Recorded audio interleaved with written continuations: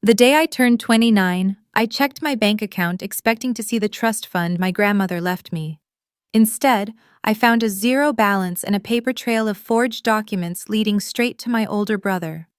My parents had secretly transferred my inheritance to him, assuming I would stay quiet like I always did. 2 weeks later, I sent a single text message to my grandfather while he was traveling in Paris. The next morning, a courier delivered a heavy envelope from his Manhattan law firm to my parents' doorstep. When they read what was inside, their pristine socialite world stopped spinning. It was the first time in my life I had ever seen fear on their faces.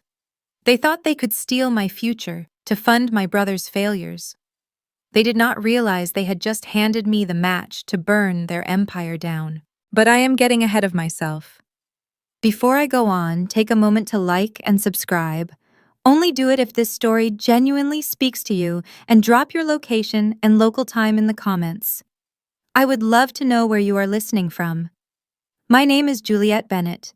I am 29 years old, and this is the story of the ultimate family betrayal and how a 78-year-old man in Paris helped me rewrite the rules. Let me take you back to a Friday night in late October.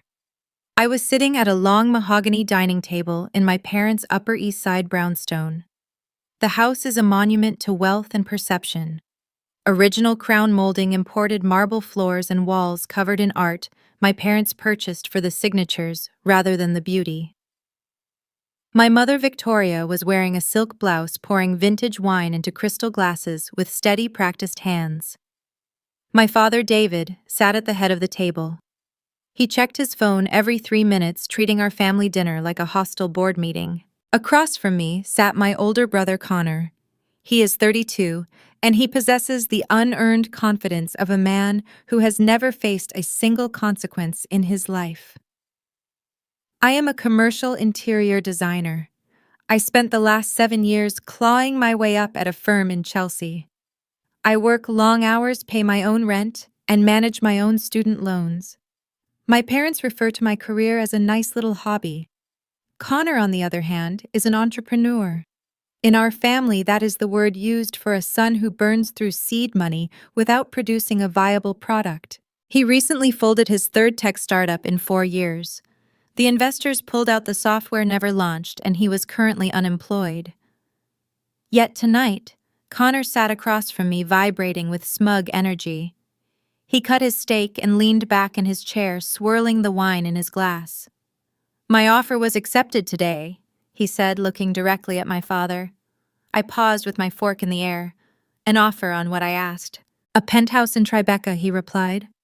"Floor-to-ceiling windows, skyline views right near the water. 3 million flat. It needs some work, maybe a gut renovation of the kitchen, but the bones are good." I looked at Connor, then at my parents. Connor had no income. His startup just filed for bankruptcy protection. A $3 million property in Lower Manhattan required a down payment he simply did not have, not to mention a stringent co-op board approval process. I waited for my father to scoff, to tell Connor to get a real job, or ask how he planned to secure a mortgage without a W-2. Instead, David cleared his throat and looked down at his plate. He took a slow sip of water and adjusted his watch. Victoria reached over and patted Connor's hand. "We are so proud of you, darling," she said. Her voice was bright, but her eyes were tight. She avoided looking at me entirely. The math made no sense. I watched my parents exchange a look across the table. It was a fleeting glance, sharp and anxious. It was the kind of look accomplices share when they think someone is catching on to their scheme. My stomach tightened. The air in the dining room suddenly felt heavy, thick with a secret I was not supposed to know. I did not ask any more questions. That is the role of the family ghost. You sit quietly, you pass the salt, and you do not disrupt the narrative. Growing up, I was the background noise to Connor's triumphs. If I won a design award, it was acknowledged with a polite nod before the conversation shifted. If Connor managed to wake up before noon, my parents threw a parade. I learned early on that my survival depended on my independence. I built a life they could not touch, a career they did not understand, and a Brooklyn apartment they never visited. But the trust fund was different. My grandmother, Clara, left a trust to be divided equally between Connor and me upon my 29th birthday. It was the only tangible proof I had that someone in my bloodline actually valued me. Clara saw right through my parents' obsession with status. Before she passed away, she sat me down in her garden and told me to always keep my own bank accounts private. She promised me the money would be my safety net, a way to ensure I would never have to rely on David or Victoria for anything. My birthday had passed 2 weeks prior. I had been leaving polite voicemails for the family estate attorney, assuming the delay was just administrative red tape. Estate transfers often take time, and I had no reason to suspect foul play. I left the dinner early, claiming I had an early morning client meeting to prep for. Victoria offered a stiff hug at the door, while David barely looked up from his phone to say goodbye. Connor raised his wine glass in a mock toast as I walked out into the crisp autumn air. The subway ride back to Brooklyn felt much longer than usual. The fluorescent lights of the train car flickered as we crossed under the river. The anxious look my parents shared at the table kept replaying in my mind. Floor-to-ceiling windows, 3 million flat. Down payments require liquid cash, large amounts of it. Banks require proof of funds. Unemployed founders of bankrupt startups do not get approved for luxury real estate unless someone hands them a massive pile of unencumbered cash. When I walked into my apartment, I dropped my keys on the counter. The space was quiet and dark. I turned on the kitchen light and sorted through a stack of mail I had ignored all week. Bills catalogs, a few wedding invitations. Near the bottom of the pile was a thick manila envelope bearing the familiar crest of the family estate law firm. It had a yellow forwarding sticker on the front. Someone at the firm had mailed it to my parents' address by mistake, and my parents' housekeeper must have dropped it in the outgoing mail without looking at the name.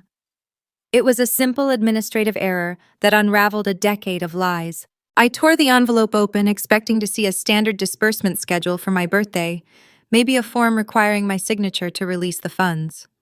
Instead, I pulled out a single page of heavy cardstock. It was a tax confirmation receipt. I stood in my kitchen, holding the piece of heavy cardstock. I read the 9-digit routing number. I read the date of transfer. I read the entity name. Connor Bennett Holdings, LLC. The numbers were stark printed in a crisp, black font that left zero room for misinterpretation. $1.2 million. My exact half of the trust my grandmother established. It was gone. It had been gone for 90 days. How does someone drain an irrevocable trust without the beneficiary's signature? My eyes scanned the bottom of the page, searching for the legal mechanism that permitted the theft. There it was, typed in a neat little row at the footer. Authorized via durable power of attorney. A memory surfaced sharp and uninvited. 2 years ago, I was sitting in a hospital recovery room after having my appendix removed. I was groggy, navigating the fog of anesthesia when my father walked in holding a leather portfolio. He did not ask how I was feeling. He handed me a pen and a stack of papers, telling me it was standard insurance authorization and routine estate maintenance required by his accountant. I signed where he pointed. I trusted my father. In that sterile hospital room, I handed him the legal right to act on my behalf, and he tucked it away in his briefcase like a loaded weapon, waiting for the right moment to fire. Most people would scream upon realizing their own parents robbed them. They would throw a glass against the wall, collapse onto the floor, or call the police. I did none of those things. I placed the paper on the kitchen island. I poured myself a glass of cold water. I drank it slowly. I learned a long time ago that displaying pain in the Bennett household was a tactical error. When I was a child and scraped my knee, my mother would sigh in irritation at the sight of blood on her pristine rugs. When I cried over a middle school heartbreak, my father told me to lower my volume because he was watching the financial news. Tears were treated as an inconvenience. You learn to go cold. You learn to analyze a threat instead of feeling it. It is a survival mechanism forged in the fires of emotional neglect. Standing in my kitchen, I did the math. My parents had justified stealing from me using the same twisted logic they used to justify ignoring me for 3 decades. Juliet is independent. Juliet has a good job. Juliet can survive on her own. It was their favorite mantra. They weaponized my resilience to subsidize Connor's incompetence. Connor needed a $3 million penthouse in Tribeca to maintain his image as a successful founder, even though his company was dead. He needed my inheritance to cover the down payment. My parents simply slid my future across the table to him, because to them my future was an expendable resource. The financial loss was a heavy blow, but it was not the detail that made my chest tighten. It was the erasure of my grandmother. Clara was the only person in our bloodline who saw me as an equal to my brother. She spent her life building her wealth, and she structured her estate with the explicit intention of protecting me from my father's control. She knew who David was. She knew Victoria only valued appearances. Clara wrote that trust to give me a shield.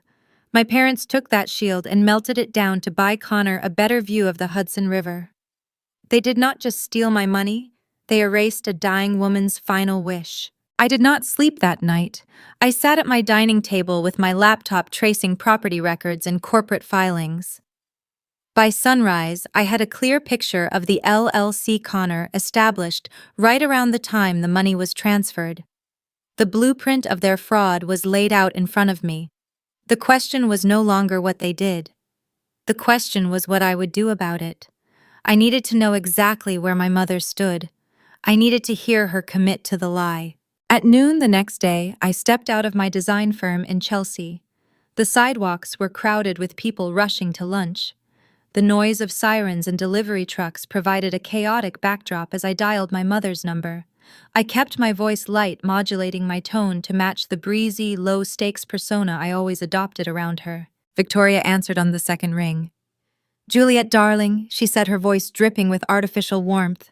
"What a nice surprise. I am just browsing the fall collection at Bergdorf. What is on your mind?" I paced down the block, watching my reflection in a storefront window to ensure my expression remained neutral. "I am just doing some financial planning, Mom," I said. "My accountant was asking about the trust Grandma Clara set up.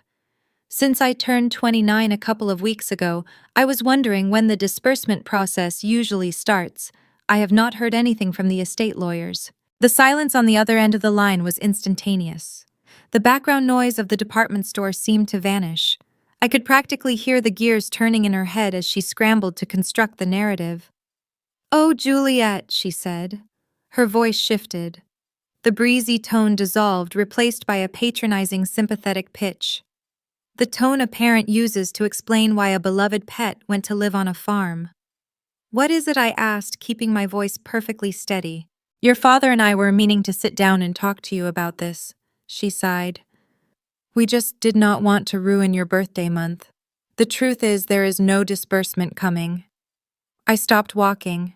I stood on the corner of 7th Avenue, letting the pedestrians flow around me. "What do you mean?" "The estate taxes were brutal, darling." Victoria spoke with a smooth, practiced cadence. "And with the market downturns over the last few years, the principal just eroded. By the time the accountants settled Clara's final debts, the trust was effectively depleted. There is nothing left. We are so sorry. We know you were counting on a little nest egg." A little nest egg. She reduced my grandmother's life work to a trivial bonus. She lied with such effortless precision that I almost admired the sociopathy required to pull it off. If I did not have the tax confirmation sitting on my kitchen counter at home, I would have believed her. They had engineered the perfect crime against a daughter they trained to never ask questions. "I am sure it is disappointing," Victoria continued, filling the silence when I did not respond. "But you are so strong, Juliet. You have your little design job. You always figure things out. Your father and I are so proud of how independent you are." The gaslighting was suffocating. She was using my independence as an anesthetic while she held the knife. "I understand," I said. My voice betrayed nothing. "Thank you for letting me know, Mom. I have to get back to the office." I hung up the phone before she could say another word. The city noise rushed back into my ears. I stood there gripping my phone, feeling the full weight of my reality. I had the proof. I knew they stole it. I knew Connor was using it right now to close on his Tribeca penthouse. but having proof and having power are two very different things in New York. David Bennett is a man with corporate leverage. He retains a team of ruthless attorneys on retainer who specialize in burying problems in endless litigation. If I hired a standard civil lawyer and tried to sue my parents, David would drown me in legal fees before we ever reached a courtroom. He would drag the process out for years, bankrupting me while Connor lived comfortably in his $3 million apartment. I was one 29-year-old woman with a moderate salary and a mortgage in Brooklyn. I was facing a machine designed to crush people exactly like me. I realized in that moment on 7th Avenue that I could not fight them on their terms. I could not use the standard legal routes because my father owned the routes. I was entirely outnumbered in this city. If I went to war against my parents, I needed an ally who carried more ammunition than they did.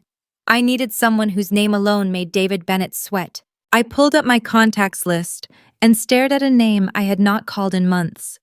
He was currently 3,000 miles away enjoying a long retirement trip.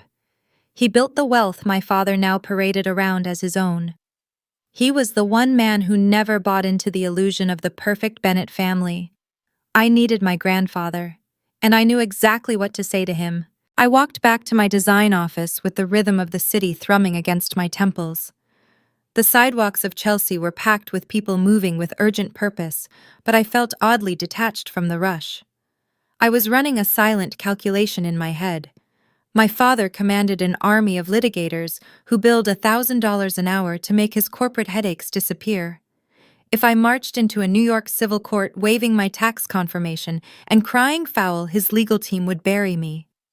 They would file endless motions, demand unreasonable discovery, and drag the proceedings out until I exhausted my savings to pay my own representation. David Bennett treated the legal system like a private country club, and I did not have the capital to bypass the bouncer. I needed an equalizer.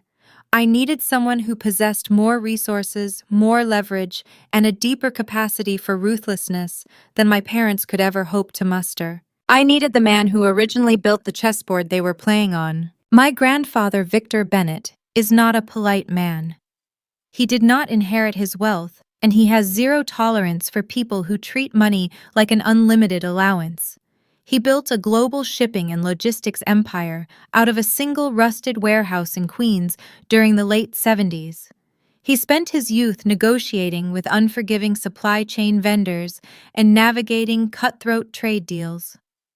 At 78 years old, Victor still possessed a mind like a steel trap and a cold, assessing gaze that routinely made corporate executives sweat through their expensive suits. We shared a quiet alignment, a mutual understanding that we were the only two people in our bloodline who actually understood the value of hard work. Victor was currently spending his retirement in Paris. He took a long lease on an apartment in the Marais district after stepping back from the day-to-day operations of his logistics firm. He told the family he wanted to study European architecture, but I knew the truth. He wanted an ocean between himself and my parents' relentless social climbing. I took the subway back to Brooklyn as the evening shadows stretched across the skyline. Sitting by the window, watching the tunnel lights blur past my mind, drifted to a Thanksgiving dinner 4 years ago. My parents were hosting their usual extravagant affair, hiring professional catering staff to serve 50 guests, while Connor paraded his latest doomed business venture around the living room. I had retreated to the second-floor library to escape the noise. Victor found me there studying a fabric swatch book for a boutique hotel project. He poured himself a glass of neat scotch and sat in the leather armchair across from me. We did not exchange small talk.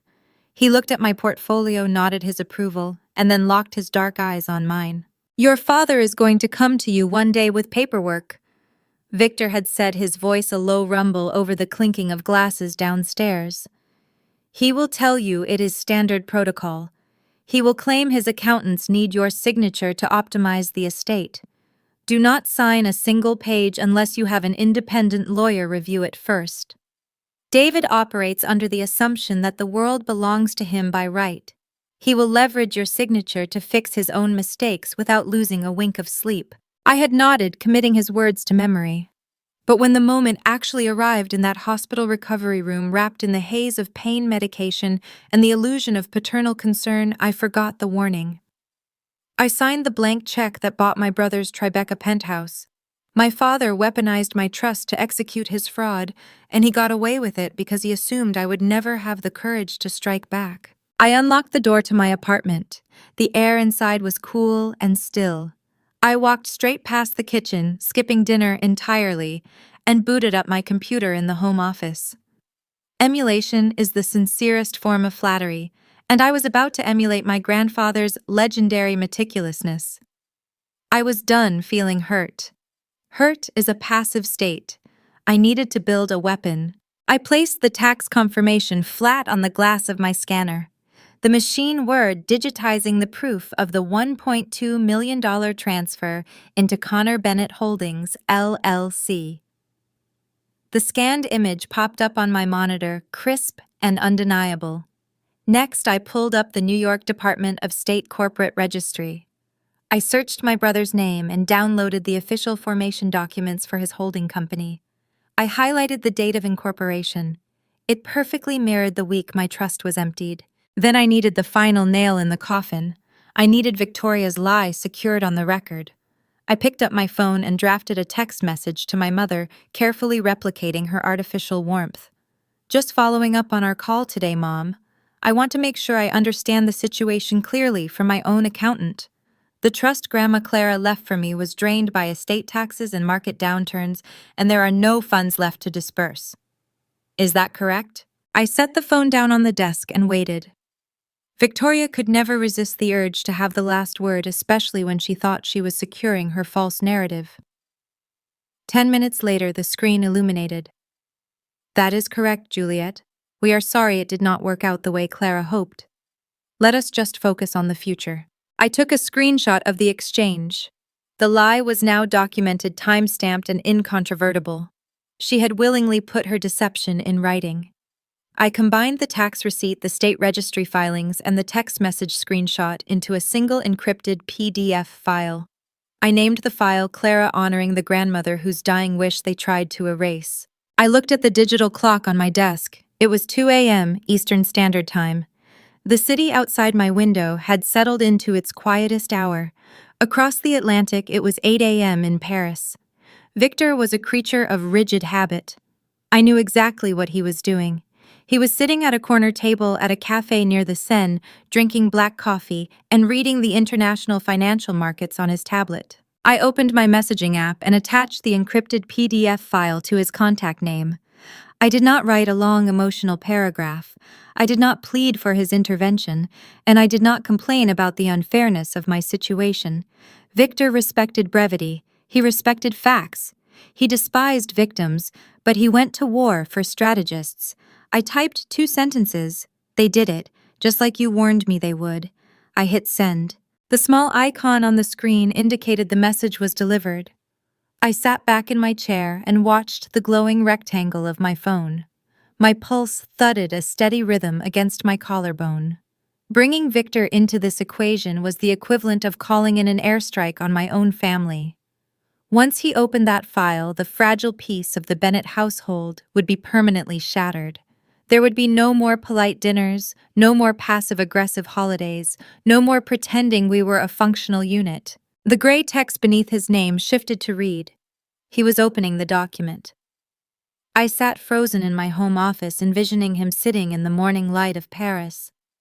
I pictured his jaw tightening as he scrolled through the undeniable proof of his son's financial betrayal. I imagined him reading Victoria's text message, witnessing the exact moment she chose to protect a lie rather than her own daughter. 3 minutes passed. The silence in my apartment felt thick, heavy with the gravity of what was about to happen. I stared at the typing indicator as it pulsed on the screen. It appeared, disappeared, and appeared again. Victor was choosing his response carefully. He did not react with frantic calls or panicked questions. He assessed the data, formulated a plan, and executed it. My phone vibrated against the desk wood. The reply contained exactly 2 words. Say nothing. I exhaled a breath I did not realize I was holding. Those two words were a directive, a strategy, and a promise all rolled into one. Victor was telling me to hold my position to maintain the facade of the obedient, defeated daughter while he maneuvered his heavy artillery into place on the board. He was taking control of the retaliation. I closed my laptop and walked into my bedroom. I felt an unfamiliar sensation settle over my shoulders. It was not panic, and it was not grief. It was the icy calm of a woman who had just handed her enemies over to the architect of their destruction. I pulled the covers back and lay down in the dark, watching the streetlights cast long shadows across my ceiling. I went to sleep knowing the storm was coming. I did not know exactly what form Victor's vengeance would take or how fast it would arrive, but I knew my parents were about to wake up to a reality they could neither control nor bribe their way out of. The board was set. The trap was armed. Tomorrow the sun would rise over Manhattan, and David and Victoria Bennett were going to learn the staggering price of assuming I was weak. At 9 o'clock the following morning, I was standing in the gutted shell of a commercial space in Soho. The air smelled of drywall dust and raw timber. I held a clipboard in one hand and a tape measure in the other, verifying the dimensions for a custom reception desk my client had requested. My phone tucked into the back pocket of my jeans vibrated once. Then it vibrated again. Then it began ringing continuously, a persistent, frantic rhythm that felt entirely out of place amidst the calm, measured progress of the construction site. I pulled the device out and looked at the screen. 7 missed calls. 4 new voicemails. All from my mother. I did not answer. Instead, I walked over to the large bare windows overlooking the street, tapped the voicemail icon, and raised the speaker to my ear. Victoria's voice did not carry its usual polished socialite lilt. It was high-pitched, ragged, and trembling with a raw, unfiltered panic I had never heard before. "Juliet, pick up the phone right now. What did you do? What did you tell him? You have completely destroyed this family. You are a vindictive, ungrateful child, and you need to fix this immediately before your father has a heart attack. Call me back." The message clicked off. I stood staring down at the busy Manhattan street, piecing together the timeline. It had only been 7 hours since I sent the encrypted PDF to Paris. Victor had not wasted a single second. The storm had made landfall. To understand the sheer magnitude of the panic in my mother's voice, you have to understand the mechanics of David and Victoria Bennett's wealth. To the outside world, my father was a titan of industry. He wore bespoke suits, dined at private clubs, and served on the boards of 3 major charities. But the reality of their lifestyle was far more fragile. David was a beneficiary of the overarching Bennett family holding company, the entity Victor created decades ago. My parents lived on a massive allowance disguised as an executive salary, supplemented by endless credit lines guaranteed by Victor's empire. They did not own the kingdom. They merely leased the castle. While I was measuring floor space in Soho, the courier from Victor's elite Manhattan law firm had arrived at the Upper East Side brownstone. I could picture the scene with crystalline clarity. My parents were likely sitting at the breakfast table sipping espresso, perhaps discussing paint swatches for Connor's new penthouse. The heavy wax-sealed envelope would have been delivered directly to my father's hands. Inside that envelope was not a polite request for an explanation. Victor did not negotiate with thieves. He issued ultimatums. The letter outlined the immediate execution of a clawback clause. The legal mechanism allowed the holding company to seize, freeze, or recall any disbursed funds if fraudulent activity was detected within the family trust network. By transferring my inheritance using a manipulated power of attorney, David had violated the core fiduciary agreement of the holding company. Victor had officially classified the $1.2 million transfer as embezzlement. The consequences were instantaneous and devastating. My father's corporate credit lines, the lifeblood of his daily operations, were suspended pending a full forensic audit. The joint accounts he shared with my mother were frozen, but the most precise strike was directed at Connor. The escrow account holding the down payment for the Tribeca penthouse, the money they had stolen from me just 90 days prior, was placed under an emergency injunction. The funds could not be released to the seller. Connor's luxury real estate deal was dead in the water. Within a span of 45 minutes, my parents' pristine, carefully curated lives were paralyzed. They could not swipe a black card to buy a cup of coffee, let alone fund a multi-million-dollar real estate transaction. The facade was cracking, and the foundation was giving way beneath their feet. I listened to the second voicemail. It was a continuation of the first, a chaotic stream of accusations. Victoria did not express a single ounce of remorse for stealing my inheritance. She did not apologize for lying to me on the phone the day before. Her anger was entirely self-centered.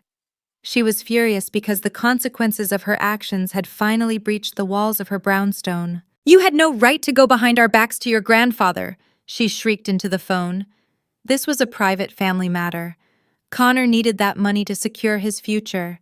"You have a job. You have an apartment. Why do you insist on being so selfish? Your father is on the phone with his attorneys right now. We are going to countersue you for defamation." I deleted the messages. The logic was breathtakingly toxic. I was the selfish one for wanting to keep the money my grandmother left me while they were the victims because they got caught stealing it to bail out the golden child. It was the same twisted narrative they had forced down my throat since I was a little girl. If I succeeded, I was ignored.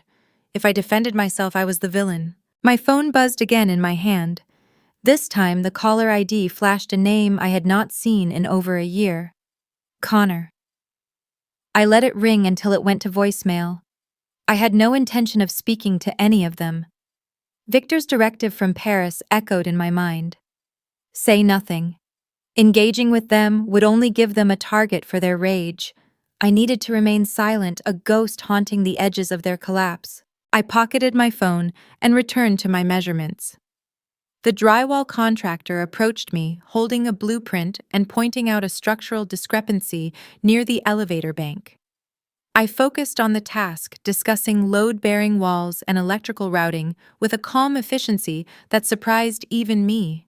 My hands were not shaking, my heart rate was steady. The lifelong anxiety that usually accompanied any conflict with my family was gone, replaced by a cold, sharp clarity. But as the morning wore on, the silence from my phone began to feel less like a victory and more like the eye of a hurricane. David Bennett was a man who prized his reputation above all else. His identity was tied to his perceived power in the New York financial sector. Victor had just publicly emasculated him, freezing his assets and flagging him for fraud. David would not simply accept the humiliation and surrender. He would fight back, and because he could not reach Victor in Paris, he would focus all his resources on the person who pulled the trigger. My father knew how to hurt me. He knew I valued my career above everything else.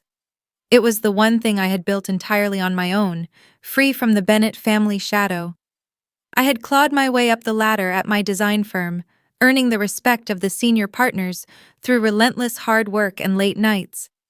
I had a roster of high-profile clients who trusted my vision. Around noon, my phone rang again.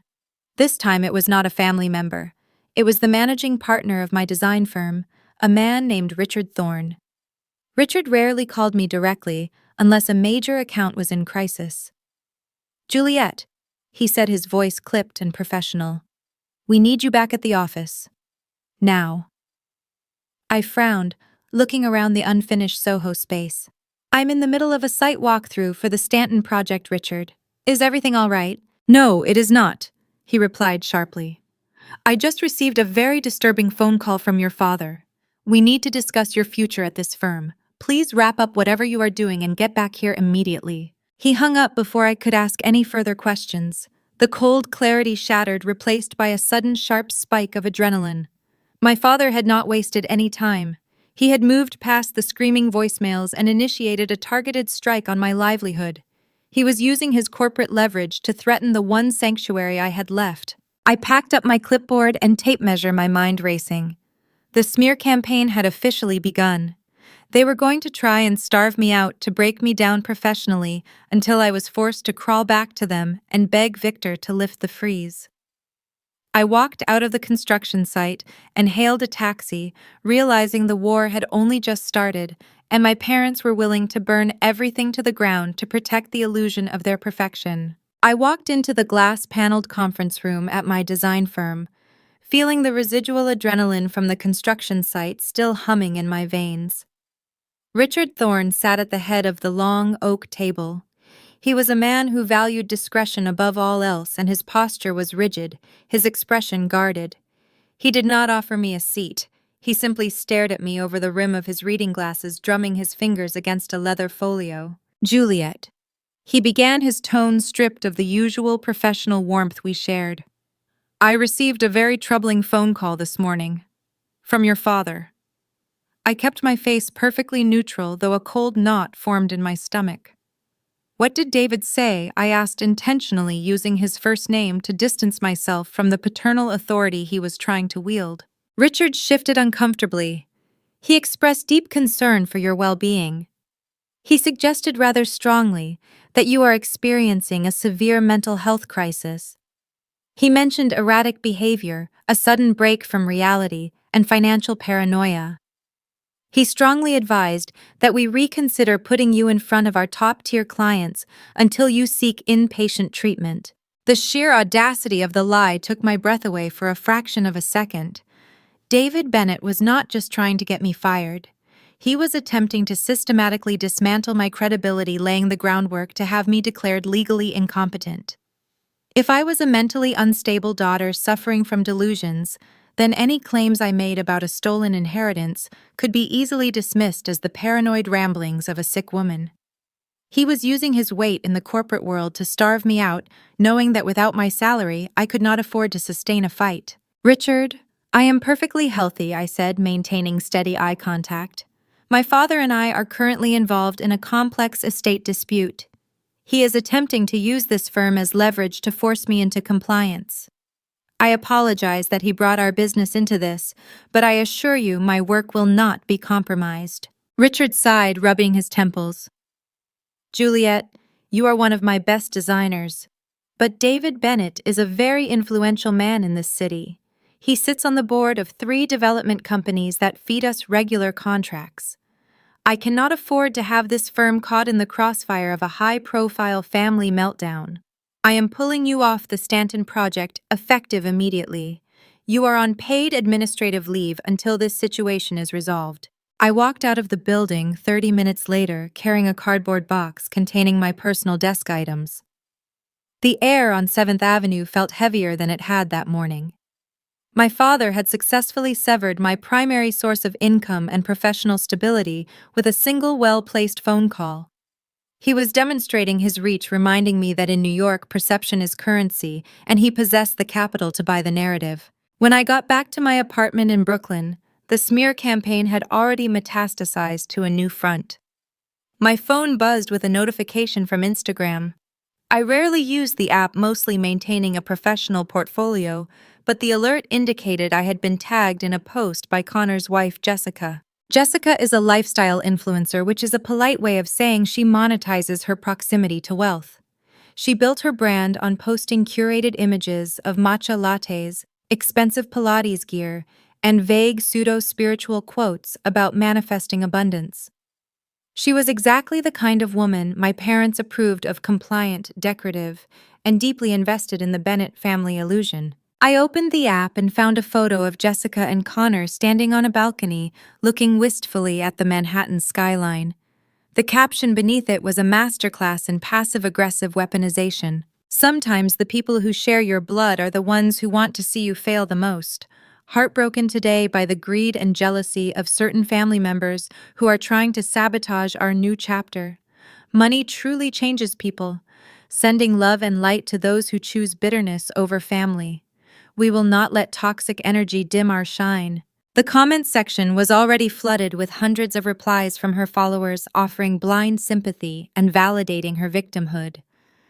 They were calling me a parasite, a jealous sister, a toxic presence that needed to be cut out. Jessica was rallying a digital mob to support the narrative David was building in the corporate world. I was the unstable, greedy villain trying to ruin her perfect life. If you have ever been the target of a family smear campaign, you know the mechanics are always identical. The abusers race to play the victim. They strike first, establishing the narrative before the truth has a chance to put its boots on. They rely on the fact that decent people are often too stunned by the sheer volume of the lies to mount an immediate defense.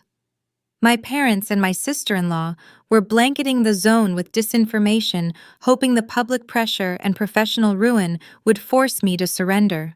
But they miscalculated. They assumed I cared about their social circles. They assumed I valued my reputation among people who judged reality based on an Instagram caption. I did not. I cared about the $1.2 million they stole from me, and I cared about the fact that Victor was currently dismantling their financial infrastructure. I set the phone face down on the kitchen counter and booted up my laptop. I needed to check the status of Connor's LLC. I logged into the public state registry portal expecting to see the emergency injunction Victor's lawyers had placed on the escrow account holding the penthouse down payment. Instead, I found a new filing time stamped just an hour ago. The legal document was a motion to dissolve the freeze on Connor Bennett Holdings, LLC. My father had mobilized his own army of attorneys. They had found a jurisdictional loophole. Because the LLC was registered in Delaware, a state notorious for its corporate shield laws, David's lawyers argued that Victor's New York-based holding company did not have the immediate authority to freeze the assets without a federal court order. The judge, likely swayed by David's expensive legal team, had granted a temporary stay. The injunction was lifted. The money in the escrow account was unlocked. I read the filing 3 times, my heart pounding a frantic rhythm against my ribs. The document outlined a 48-hour window. David's lawyers had secured a temporary release of the funds, arguing that the real estate transaction was time-sensitive and delaying it would cause irreparable financial harm to Connor. The judge had given them until Friday at 5 p.m. to execute the transfer. It was Wednesday afternoon. I had less than 2 days. My father was not just trying to close on the Tribeca penthouse. That was a smokescreen. The real threat was buried in the fine print of the Delaware filing. David had attached a secondary authorization allowing Connor to wire the unencumbered funds to an offshore holding account if the real estate deal fell through. David knew Victor was coming for the money, so he was planning to move the stolen inheritance outside of United States jurisdiction entirely. Once that money crossed international lines, it would be tangled in years of foreign litigation. I would likely never see a dime of it again. The smear campaign, the phone call to my boss, the Instagram post from Jessica. It was all a distraction. It was designed to keep me occupied defending my sanity and my reputation while my father quietly slipped the money out the back door. I stared at the screen, the cold reality settling over me. Victor's initial strike had caused chaos, but David had recovered faster than anticipated. He was using every loophole, every corporate shield, and every ounce of his influence to outmaneuver us. He was a cornered animal, and cornered animals are the most dangerous. I needed to act, and I could not wait for Victor's lawyers to file a counter motion in federal court. That process would take weeks, and I only had 48 hours. I needed to confront the weakest link in their chain. I needed to corner the golden child before he could authorize the offshore wire transfer. I needed Connor to realize that the shield our father provided was not bulletproof. The rain started hitting my living room windows around 7 o'clock that evening. I was sitting at my kitchen island staring at the glowing screen of my laptop. The 48-hour window was ticking down. By Friday evening, my father's attorneys would wire the funds offshore, burying my grandmother's legacy in a labyrinth of shell companies. I needed a blind spot. I needed someone to make a mistake. The intercom buzzer mounted on my wall echoed through the quiet apartment. I walked over and pressed the video feed button. The grain camera displayed the front vestibule of my Brooklyn building. Standing in the pouring rain, drenched and pacing, was my brother. Connor never came to Brooklyn. He considered crossing the East River a geographic insult. To see him standing on my stoop bypassing the doormen and private garages, he was accustomed to told me everything I needed to know about his current mental state. My father was handling the legal strategy, but Connor was suffocating under the pressure of the reality. I pressed the unlock button. I did not do it out of sibling obligation. I did it because I wanted to look the golden child in the eyes while his armor cracked. 3 minutes later, a heavy knock hit my door. I opened it to find Connor standing in the hallway. He looked nothing like the smug entrepreneur who had toasted his luxury real estate purchase just 5 days ago. His custom-tailored suit was soaked at the shoulders. His tie was loosened and his hair stuck to his forehead. He smelled of rain and stale, expensive scotch. "Call him off, Juliet." Those were his first words. No greeting, no apology. He walked past me into my apartment, bringing the damp chill of the hallway with him. I closed the door and leaned against the wood, crossing my arms. "Call who off?" I asked, keeping my voice steady and quiet. "Do not play dumb with me," he snapped. He paced across my hardwood floor, running a hand over his face. "You know exactly what you did. Grandpa has the entire holding company in a chokehold. Dad's credit is frozen. My accounts are flagged. You need to pick up the phone right now, call Paris, and tell Victor this was all a misunderstanding. Tell him you consented to the transfer." I watched him pace. Growing up, Connor was shielded from the concept of consequence. When he wrecked his first car at 17, my father blamed the weather and bought him a newer model the next week. When he failed out of his first university, my mother made a large donation to a different school to secure his transfer. They paved his road with cash and excuses. Now facing a roadblock they could not immediately buy their way out of, he was short-circuiting. "Why would I lie to Victor?" I said. "I did not consent to anything. You and Dad forged a durable power of attorney and stole my inheritance." "It is not your money," he shot back, stopping in the center of my living room. He pointed a finger at me, his eyes wide and frantic. "It is family capital. Dad manages the family capital. He allocates it where it is needed most. You design office lobbies, Juliet. You do not need $1 million. I do." I tilted my head, studying him. "But why the panic, Connor? I saw the state registry filing. Dad's lawyers found a loophole in Delaware. They lifted the injunction on your LLC. You have the funds cleared for your Tribeca penthouse. You won." Connor let out a harsh, jagged laugh. He rubbed the back of his neck, his pristine veneer shattering right in front of me. "There is no Tribeca penthouse." The words hung in the air, heavy and loaded. I stayed silent, letting the vacuum of the room pull the rest of the truth out of him. "The real estate offer was a front," he muttered, pacing again. "A story for Mom and Dad to tell their friends at the club. A reason to move the cash fast without raising red flags at the bank. Then where is the money going?" He stopped pacing. He looked at the floor, then out the window, unable to maintain eye contact. "I had a margin call. Crypto derivatives. The market tanked last quarter. My startup was hemorrhaging cash, and the venture capitalists were demanding to see the quarterly returns. I felt the puzzle pieces snapping into place, forming a picture far darker than simple theft. You used their money. It was a bridge loan," he insisted, his voice rising in defensive desperation. "I leveraged the investor capital to cover the margin call. I just needed a month for the market to rebound. It was a temporary float. That is wire fraud, Connor. That is a federal crime." "It is only a crime if you cannot put the money back," he yelled, his face turning a dark shade of red. "The SEC sent a subpoena to my partners last week. The investors are auditing the ledgers this Friday. If my account does not show a $1.2 million injection by Friday afternoon, they are taking the financial records to the federal authorities. I am looking at a minimum of 5 years in a federal penitentiary, Juliet. Do you understand that?" The audacity of his expectation took my breath away. He stood in my home, a man facing felony charges for defrauding his own investors, and he expected me to act as his human shield. My father had not stolen my inheritance to buy my brother a luxury apartment. He had stolen my inheritance to keep his golden child out of federal prison, and he had expected me to absorb the loss in silence. "You want me to surrender my future so you can cover up a felony," I said. "I want you to be a team player for once in your miserable life," he demanded. "You are going to call Grandpa. You are going to tell him the money was a loan you authorized to help my business. You are going to fix this." "No." The single syllable dropped between us like a stone. Connor froze. He blinked, unaccustomed to hearing that word from anyone, let alone the sister he had spent a lifetime stepping over. "What did you just say?" I said no. "I am not calling Paris. I am not lying for you. You committed fraud, Connor. You and Dad stole from me to cover your tracks. You are going to have to face the consequences."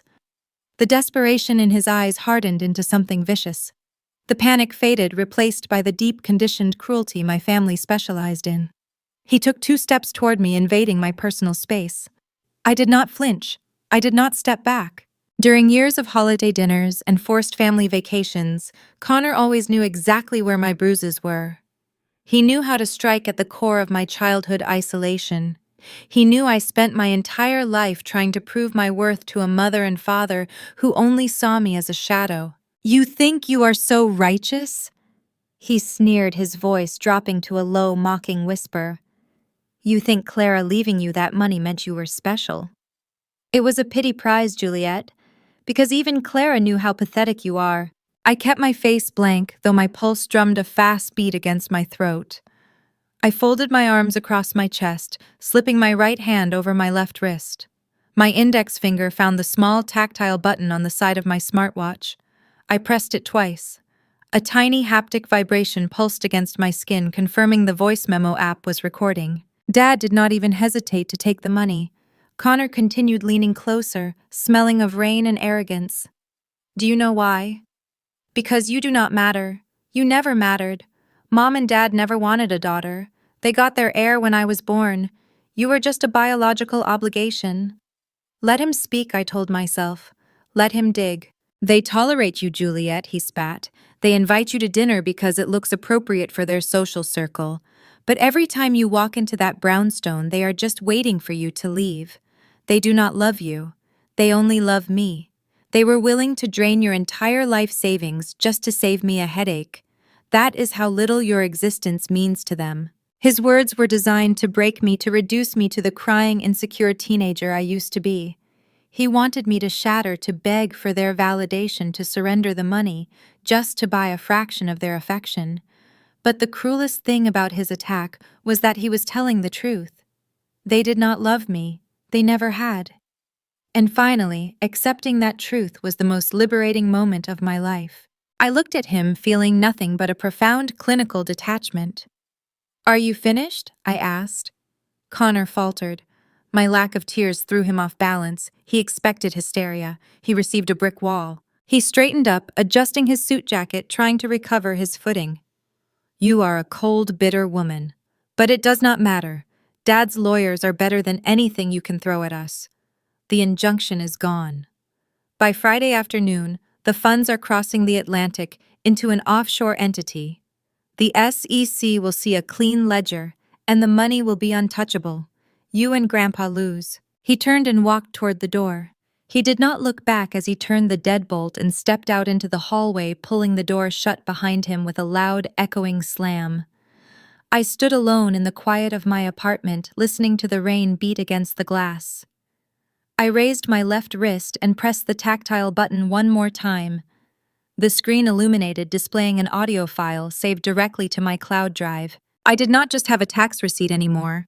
I had a recorded, explicit confession. I had Connor admitting to federal wire fraud. I had him detailing the exact timeline of the impending SEC audit. I had him confirming that David orchestrated the theft of my trust to execute a corporate cover-up, and I had his own voice verifying their intent to wire the stolen assets offshore by Friday. My father and my brother believed they had outmaneuvered the legal system. They believed their Delaware loophole was the winning move. But they had built their entire strategy on the assumption that I would remain a passive victim. I opened my laptop and connected my smartwatch, syncing the audio file. I had less than 48 hours to stop the offshore transfer. I could not do it from Brooklyn, and I could not do it alone. It was time to meet the architect on the ground. It was time to take this evidence to the only place in Manhattan that my father truly feared. Thursday morning, the city was shrouded in a thick gray overcast that matched the cold calculations settling into my bones. The rain from the previous night had left the streets slick, reflecting the towering glass facades of Midtown Manhattan. I stepped out of a cab in front of a monolithic skyscraper on Avenue of the Americas. This was the headquarters of the law firm that handled Victor Bennett's global interests. It was a place designed to project unassailable power, and today it was my sanctuary. I walked through the revolving doors and approached the security desk. Before I could even state my name, a man in a dark suit holding a tablet stepped forward. "Ms. Bennett," He said, his tone carrying the crisp efficiency of someone who dealt exclusively with high net worth individuals. "We have been expecting you. Please follow me." He led me past the standard elevator banks to a private keycard access lift. We ascended in total silence to the 68th floor. When the doors parted, I stepped into a reception area that felt less like a law firm and more like a modern art museum. Minimalist furniture, sweeping views of Central Park, and an atmosphere so quiet it felt insulated from the rest of the world. A woman was waiting for me near a set of frosted glass doors. This was Beatrice. Beatrice was in her late 50s, wearing a sharp-tailored navy suit that likely cost more than my first car. Her silver hair was pulled back into a severe knot, and her eyes held a penetrating intelligence that assessed me in a fraction of a second. She did not offer a warm smile or platitudes. She was the antithesis of my mother's social circle. Beatrice was unimpressed by perception. She dealt in ledgers, contracts, and consequences. She was entirely immune to the kind of manipulation my family used as a currency, and her loyalty to Victor was absolute. "Juliet," she said, extending a hand. Her grip was firm, a physical manifestation of the legal machinery she controlled. "Your grandfather instructed me to clear my morning schedule for you. We have a rapidly closing window and a significant amount of ground to cover. Come in." I followed her into a corner office that overlooked the sprawling grid of the city. A large mahogany desk dominated the space, but Beatrice gestured for me to sit at a round glass conference table positioned near the windows. She took a seat across from me and placed a thick leather-bound file on the table. "I understand your father's attorneys secured a temporary stay in Delaware." Beatrice began, her voice calm and measured. "They lifted the injunction on your brother's LLC, granting them until tomorrow evening to execute the transfer."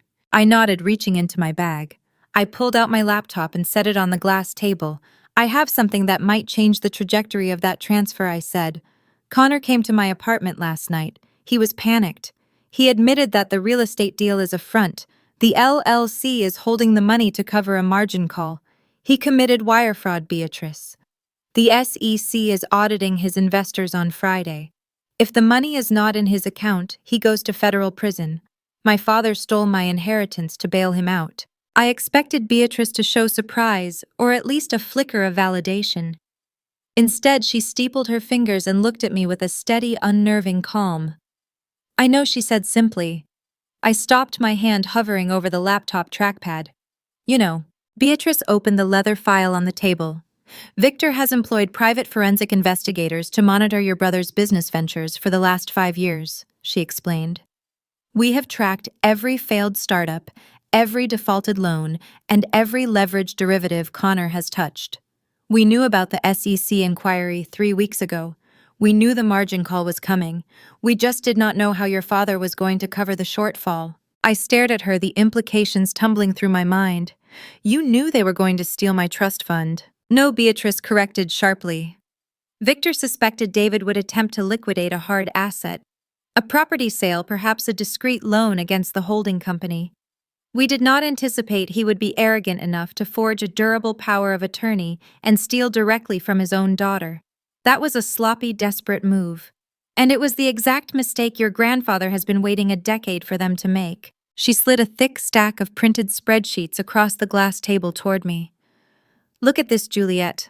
I pulled the papers closer. The columns were dense with dates, transaction codes, and entity names. I recognized the overarching structure of the Bennett family holding company, but the internal routing was a labyrinth.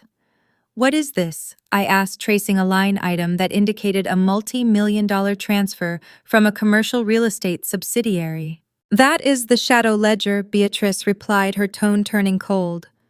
"Victor has not just been passively enjoying his retirement in Paris. He has suspected your father of financial mismanagement for years, but David is a master of obfuscation. He hires accountants who specialize in burying expenses within legitimate corporate overhead. He insulated himself with layers of plausible deniability. Victor could not simply fire his own son without concrete proof of malfeasance, or the ensuing legal battle would have fractured the entire empire." She tapped the top page of the spreadsheet. "Your parents have not just been living off their generous allowance. They have been skimming. For 10 years, David and Victoria have been siphoning millions from the holding company's commercial real estate portfolio.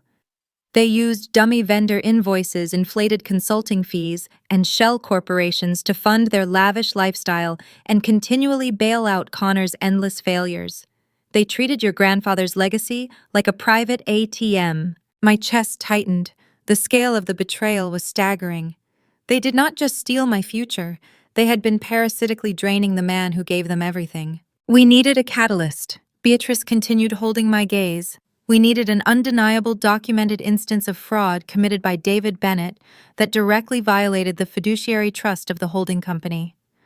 When they forged your signature and stole your $1.2 million, they handed us the key to pry open their entire operation. Your inheritance was not just a theft, Juliet.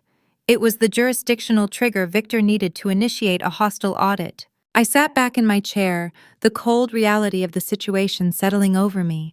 My grandfather had not just frozen their assets out of anger. He was executing a calculated long-term strategy to excise a rot from his empire, and I was the linchpin. I opened my laptop and pressed play on the audio file I recorded the night before.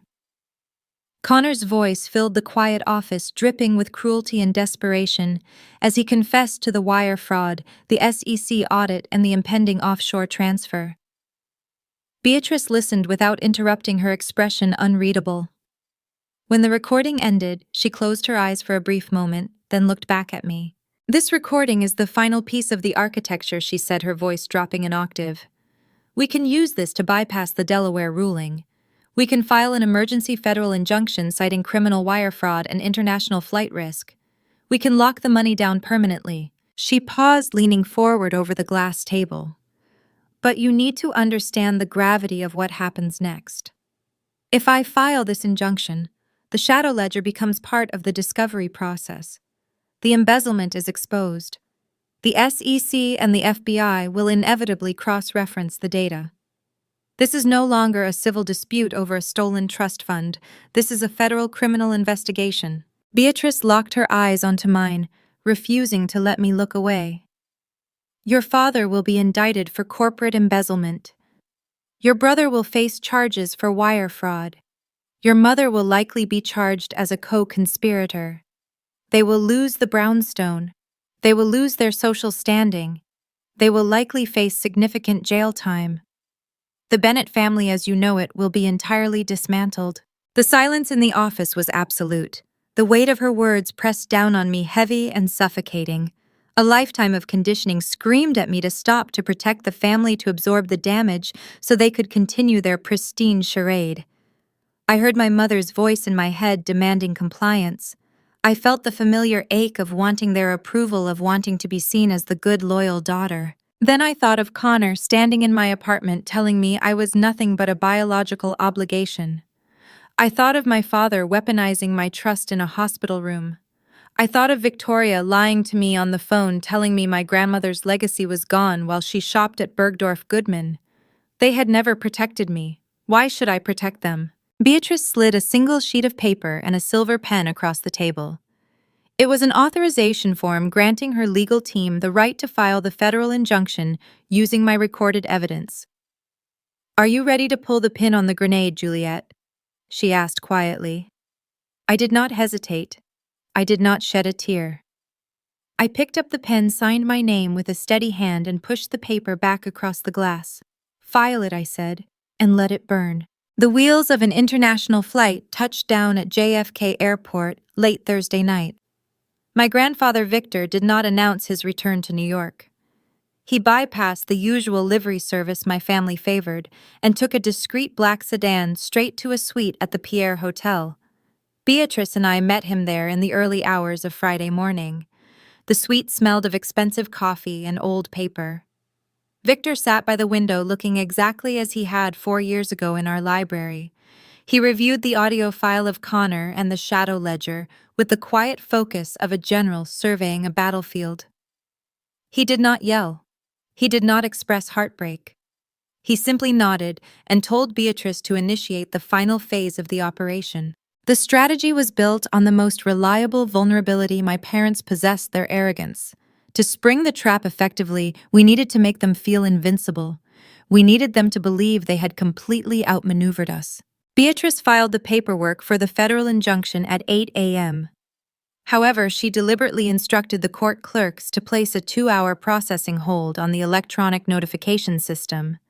It was a perfectly legal administrative maneuver, a quirk of the federal filing system, but it created a critical blind spot for my father's legal team. At 9 a.m., David's attorneys checked the Delaware dockets and saw that the temporary stay on Connor's LLC was still active. The offshore wire transfer was scheduled to execute at noon. They believed they had a clear runway. They believed Victor was still asleep in Paris, entirely unaware of their legal maneuvering. The illusion of victory emboldened my father. He could not just win. He needed to ensure I was thoroughly subjugated so I would never attempt to challenge him again. At 10:15 a.m., my phone rang. It was Victoria. Her tone had shifted again. The frantic shrieking from the voicemails was gone, replaced by the magnanimous, overly sweet cadence she used when hosting charity galas. "Juliet, darling," she chimed. "Your father and I have been talking. This whole situation has gotten entirely out of hand. We do not want to see you ruin your life over a misunderstanding. We are willing to extend an olive branch. David has arranged a meeting at his attorney's office in Midtown at 11. We want to forgive you, move past this, and keep the family together. Please come, forgive me." The psychological distortion was breathtaking. They stole from me, they jeopardized my career, they gaslit me, and now they were offering to forgive me. It was the ultimate display of narcissistic control. I agreed to meet them. The law firm David retained was located in a sleek tower on Park Avenue. It was the kind of firm that specialized in protecting generational wealth from taxes, spouses, and consequences. I rode the elevator to the 42nd floor, my pulse steady, feeling the cold weight of the audio recording saved on my phone. Walking into a room designed to intimidate you is a unique psychological experience. The architecture itself is weaponized. The ceilings are vaulted to make you feel small. The mahogany paneling absorbs sound, making the space feel isolated and heavy. When you walk into a room like that, surrounded by people who share your blood, people who know your childhood fears and insecurities, the instinct to shrink is nearly overwhelming. For 29 years, my survival mechanism in these rooms was to remain invisible, to let them talk, and to agree. I pushed the heavy glass doors open and stepped into the main conference room. My parents and Connor were seated on one side of a massive, polished oak table. Two partners from the law firm, men in identical charcoal suits, flanked my father. The visual staging was deliberate. It was a tribunal, and I was the defendant. David sat back in his leather chair, steepling his fingers. He looked relaxed, exuding the smug satisfaction of a man who believed he had just successfully moved $1 million offshore. Victoria gave me a tight, pitying smile. Connor refused to meet my eyes, opting to scroll through his phone with manufactured boredom.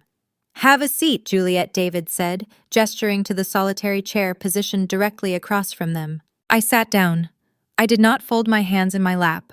I placed them flat on the table. "I will keep this brief," David continued, his voice echoing in the quiet room. "Your recent actions have caused significant distress to this family. Contacting your grandfather was a profound error in judgment. However, as your mother said, we are willing to view this as a temporary lapse in sanity.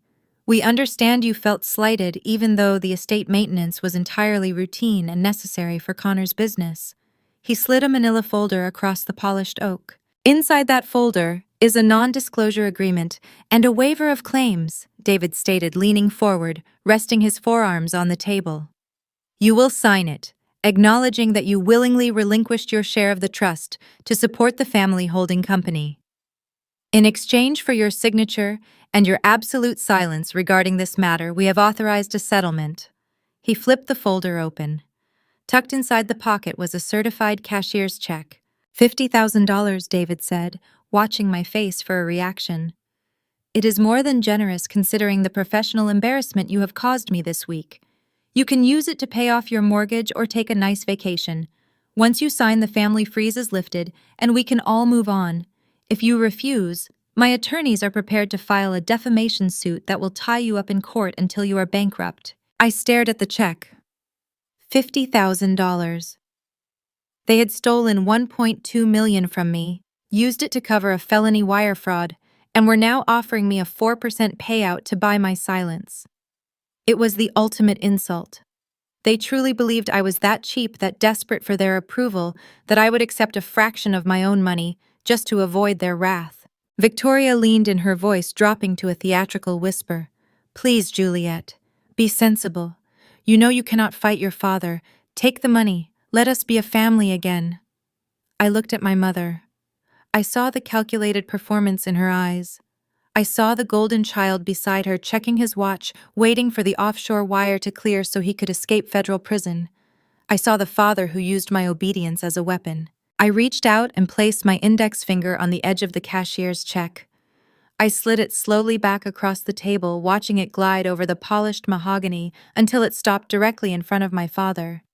I do not want your money, David, I said, my voice steady and clear.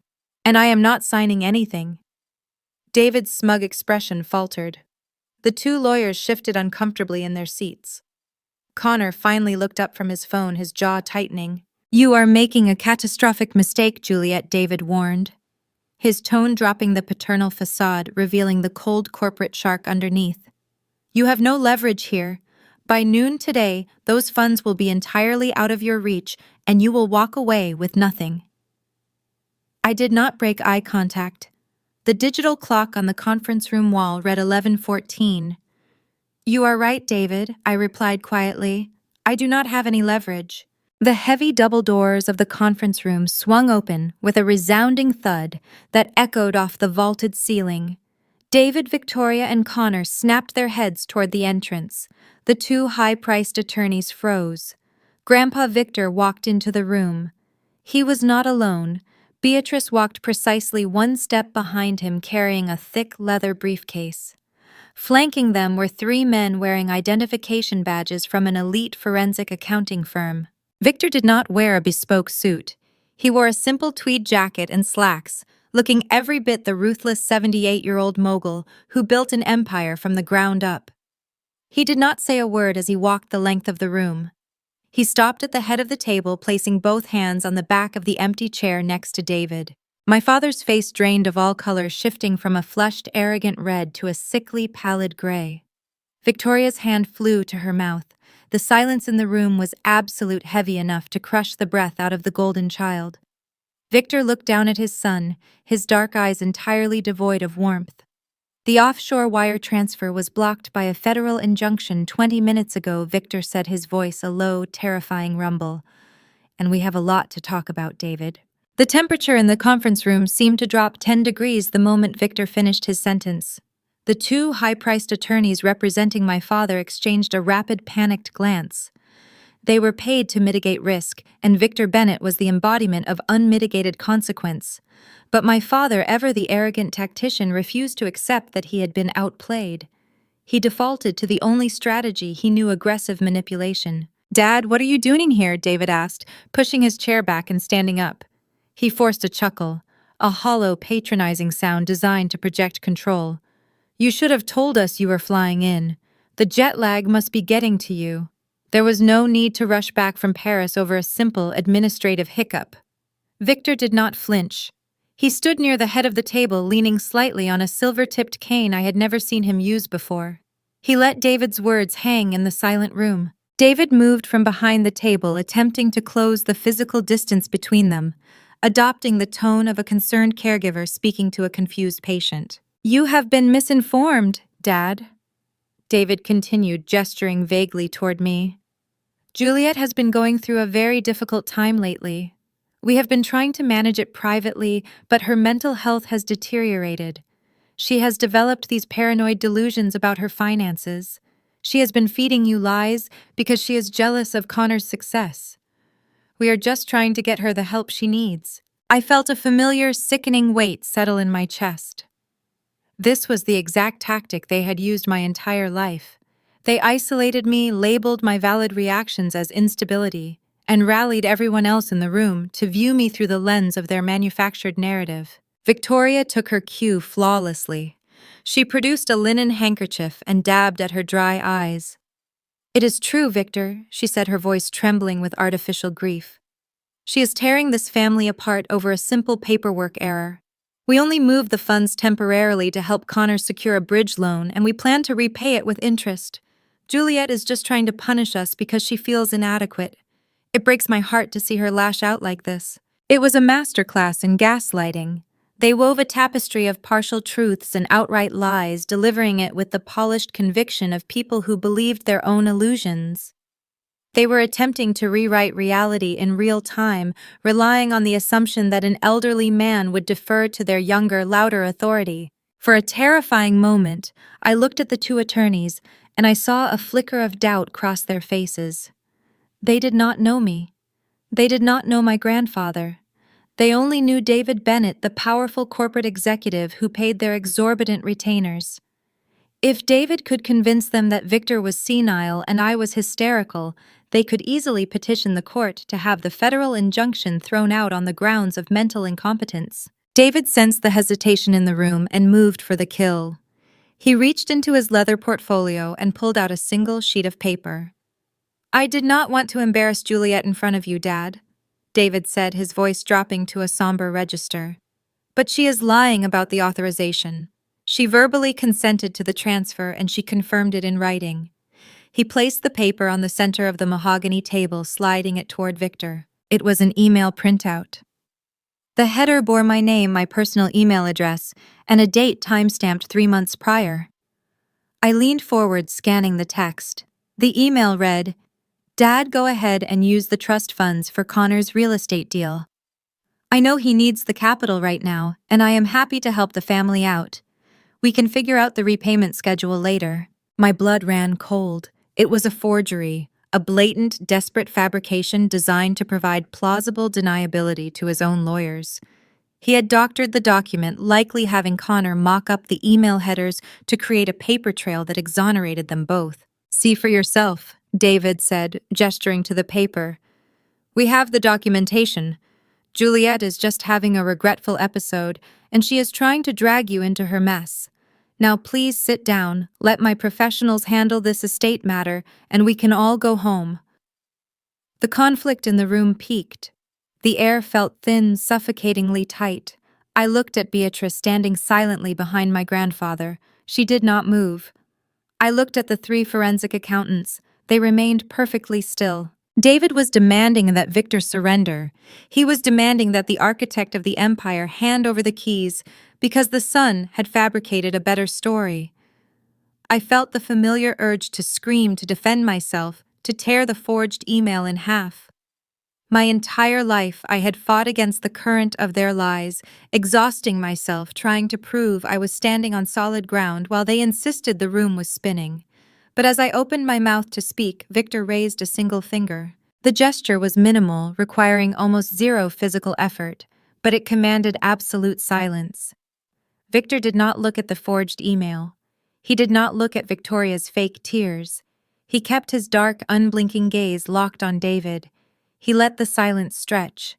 5 seconds. 10 seconds. He allowed his son to stand in the center of the room, surrounded by expensive lawyers, holding a fabricated piece of paper, digging a hole so deep that the sides were beginning to cave in. Victor was not senile. He was not confused.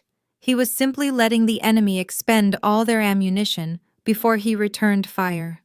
When Victor finally spoke, his voice was barely above a whisper, but it carried the lethal precision of a falling guillotine. "Are you finished, David?"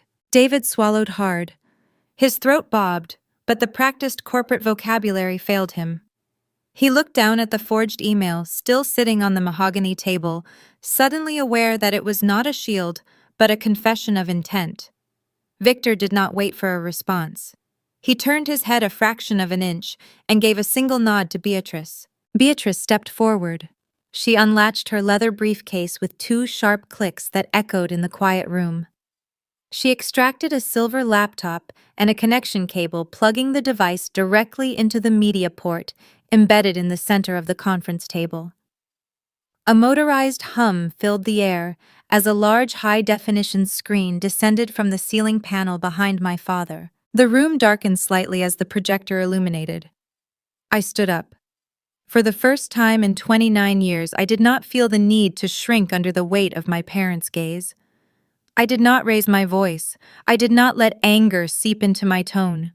I let the cold, hard facts perform the execution. I directed their attention to the screen.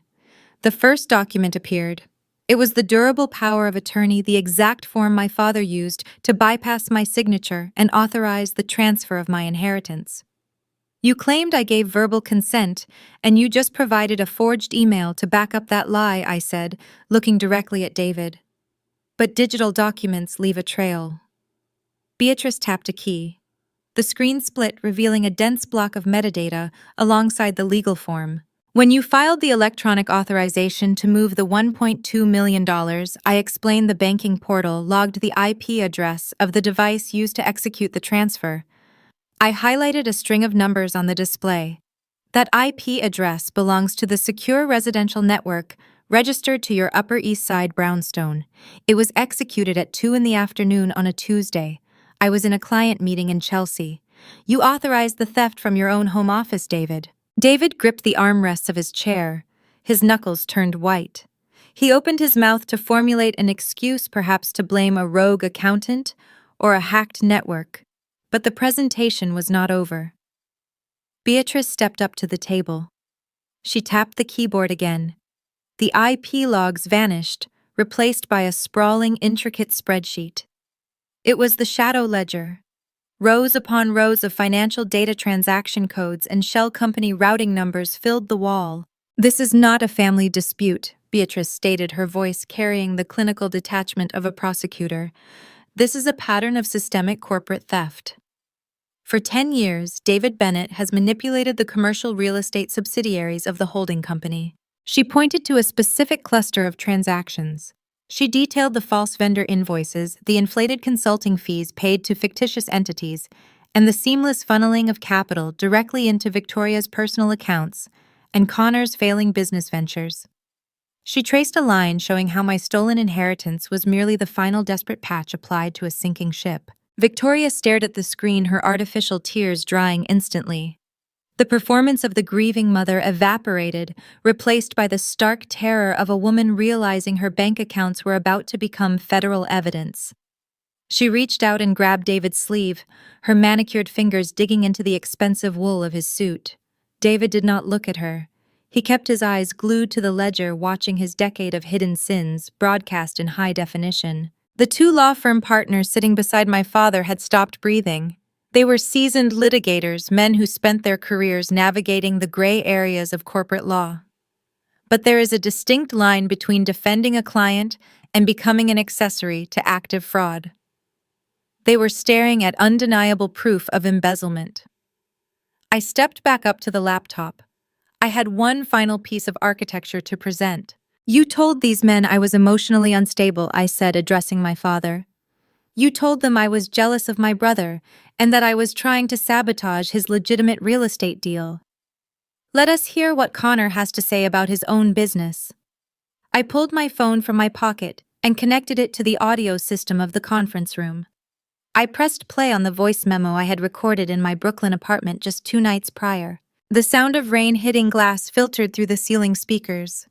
Then Connor's voice filled the room. It was not the polished, smug tone he used at dinner parties. It was frantic, arrogant, and laced with panic. I need your money, or the feds are going to indict me. The recording echoed off the mahogany walls.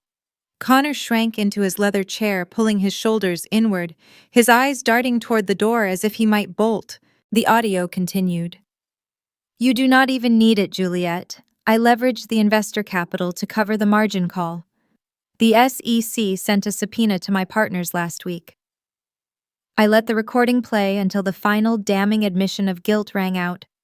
I let the attorneys hear Connor admit that the real estate deal was a phantom transaction designed to launder the stolen trust funds into his crypto account. I let them hear my brother confess to a federal felony. I hit pause. The silence that followed was suffocating. The color drained entirely from David's face. The confident corporate shark was gone, replaced by an aging man who had just run out of lies. He looked at the two attorneys, his eyes pleading for a lifeline, a legal maneuver, a technicality that could shield him from the barrage. But the attorneys were already moving. The lead partner, a man with silver hair and 30 years of experience protecting the elite, reached out and closed his manila folder. The snap of the leather clasp sounded like a gunshot in the quiet room. He stood up, buttoning his suit jacket with brisk, rigid movements. His colleague followed suit, gathering his pens and legal pads with urgent precision. David stared at them, his voice cracking for the first time. "Where are you going?" "We need to draft a response. We need to file a motion to suppress." The lead attorney looked down at my father with an expression of pure, unadulterated self-preservation. "We cannot do that," David, the attorney said. His tone was devoid of the deference he had shown just 10 minutes prior. "As officers of the court, we are bound by ethical obligations. We cannot suborn perjury. We cannot knowingly submit forged documents to a federal judge, and we certainly cannot represent a client actively engaged in covering up a federal crime." The attorney picked up his briefcase. "Effective immediately, this firm withdraws as your legal counsel. We advise you to seek separate criminal representation. I will send a formal notice of withdrawal to the court within the hour. Do not contact our offices again." David reached a hand out, a desperate grasping motion. "Wait, you cannot just leave us here. We have a retainer." The attorney did not pause. He turned his back on my father, walked past Victor without making eye contact, and exited through the heavy double doors, his colleague trailing closely behind. The door clicked shut, sealing the room. My parents were suddenly stripped of their armor. The legal shield they had purchased with stolen money was gone. They were sitting in a borrowed conference room, utterly exposed, facing the man who owned every asset they had ever touched. They had spent their entire lives cultivating an image of untouchable superiority, believing that the rules did not apply to them as long as they had the right representation. Now the representation had fled, leaving them stranded in their own arena. I looked at my mother. She was trembling, staring at the empty chairs where the lawyers had just been sitting. I looked at Connor, who was staring blankly at the table, the reality of his impending indictment finally piercing his delusion. And I looked at my father, a man who had traded his daughter's future for a temporary reprieve, only to lose everything in the process. Victor leaned forward, resting both hands heavily on his silver-tipped cane. He had let me present the evidence. He had let Beatrice display the ledger. He had watched his son's legal defense crumble to dust. Now it was time for the architect to deliver the verdict. The heavy wooden doors of the conference room settled into their frame with a soft click, sealing the 5 of us inside. The departure of my father's attorneys stripped the room of its corporate formality. It was no longer a legal proceeding. It was a reckoning. My father stared at the closed doors, his chest rising and falling in shallow, rapid breaths. He looked like a man who had stepped off a curb and realized too late that a freight train was bearing down on him. Victor did not raise his voice to command the room. He did not need to. He stood at the head of the polished oak table, resting his weight on his silver-tipped cane. He looked down at David, assessing him with the cold, detached scrutiny a banker reserves for a toxic asset. "You spent your entire life wearing my suits and spending my money." Victor began, his voice a low, steady current cutting through the silence. "You convinced yourself you were a shark, David. But you are just a parasite. You lack the discipline to build and the intelligence to maintain. You only know how to consume." David opened his mouth, perhaps to mount a final defense, but the words died in his throat.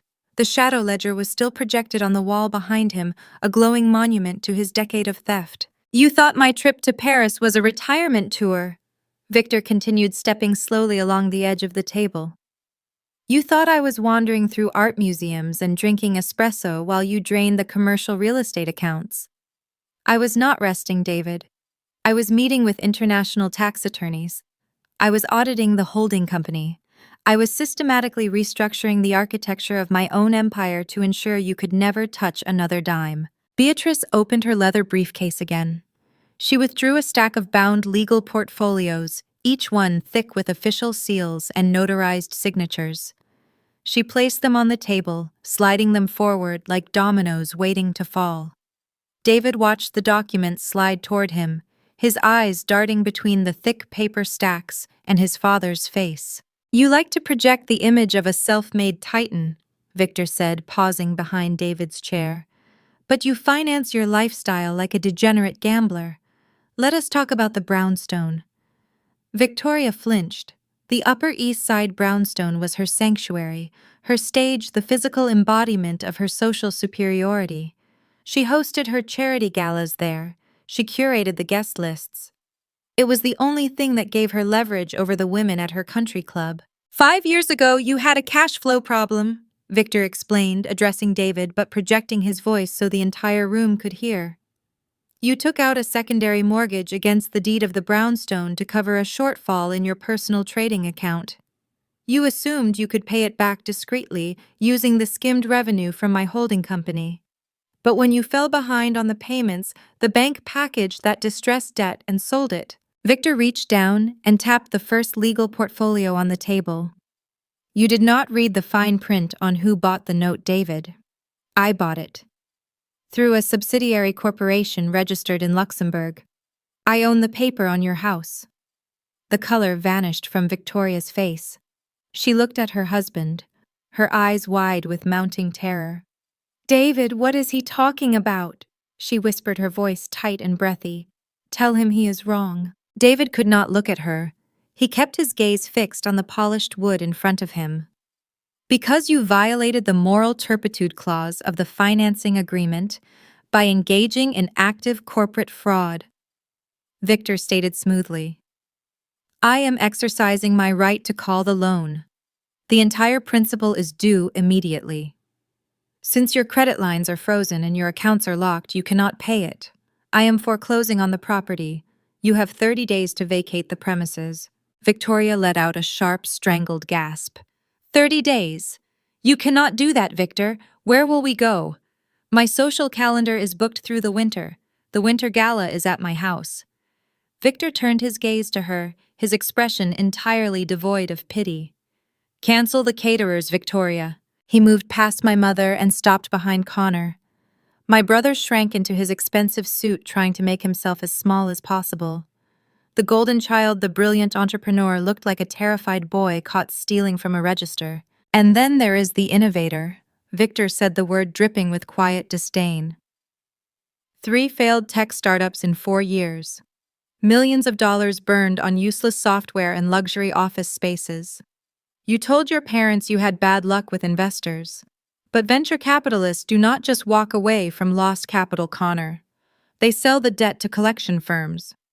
Victor tapped the second portfolio on the table. "I bought your corporate debt for pennies on the dollar when your second company folded," Victor revealed. "I let it sit accruing interest, waiting to see if you would ever learn how to build something real. Instead, you decided to play with crypto derivatives and defraud your current partners. If the Securities and Exchange Commission does not freeze your assets by Friday, my collection attorneys will. You owe me $3 million, Connor.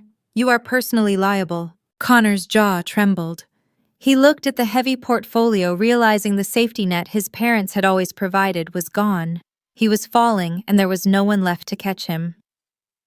Victor returned to the head of the table. He stood beside Beatrice, looking at the 3 people who had made my life a quiet, suffocating misery. "That leaves the matter of the $1.2 million you stole from Juliet," Victor said. His tone shifted, the cold calculation giving way to a rigid, uncompromising authority. "You forged a legal document to rob my granddaughter. You erased her grandmother's dying wish to cover up a felony. That money will be returned to her in full with interest. Today." David finally found his voice. It was thin, reedy, and stripped of all its former power. "We do not have it, Dad. You froze the escrow account. The cash is locked." "I am aware," Victor replied. "That is why I am liquidating alternate assets to make Juliet whole." He looked directly at my mother. Victoria collected art. She did not buy pieces because they moved her. She bought them because the signatures validated her wealth. She owned a minor Picasso and a stunning Rothko hanging prominently in the grand foyer of the brownstone. She insured them for millions and used them as collateral for her social standing.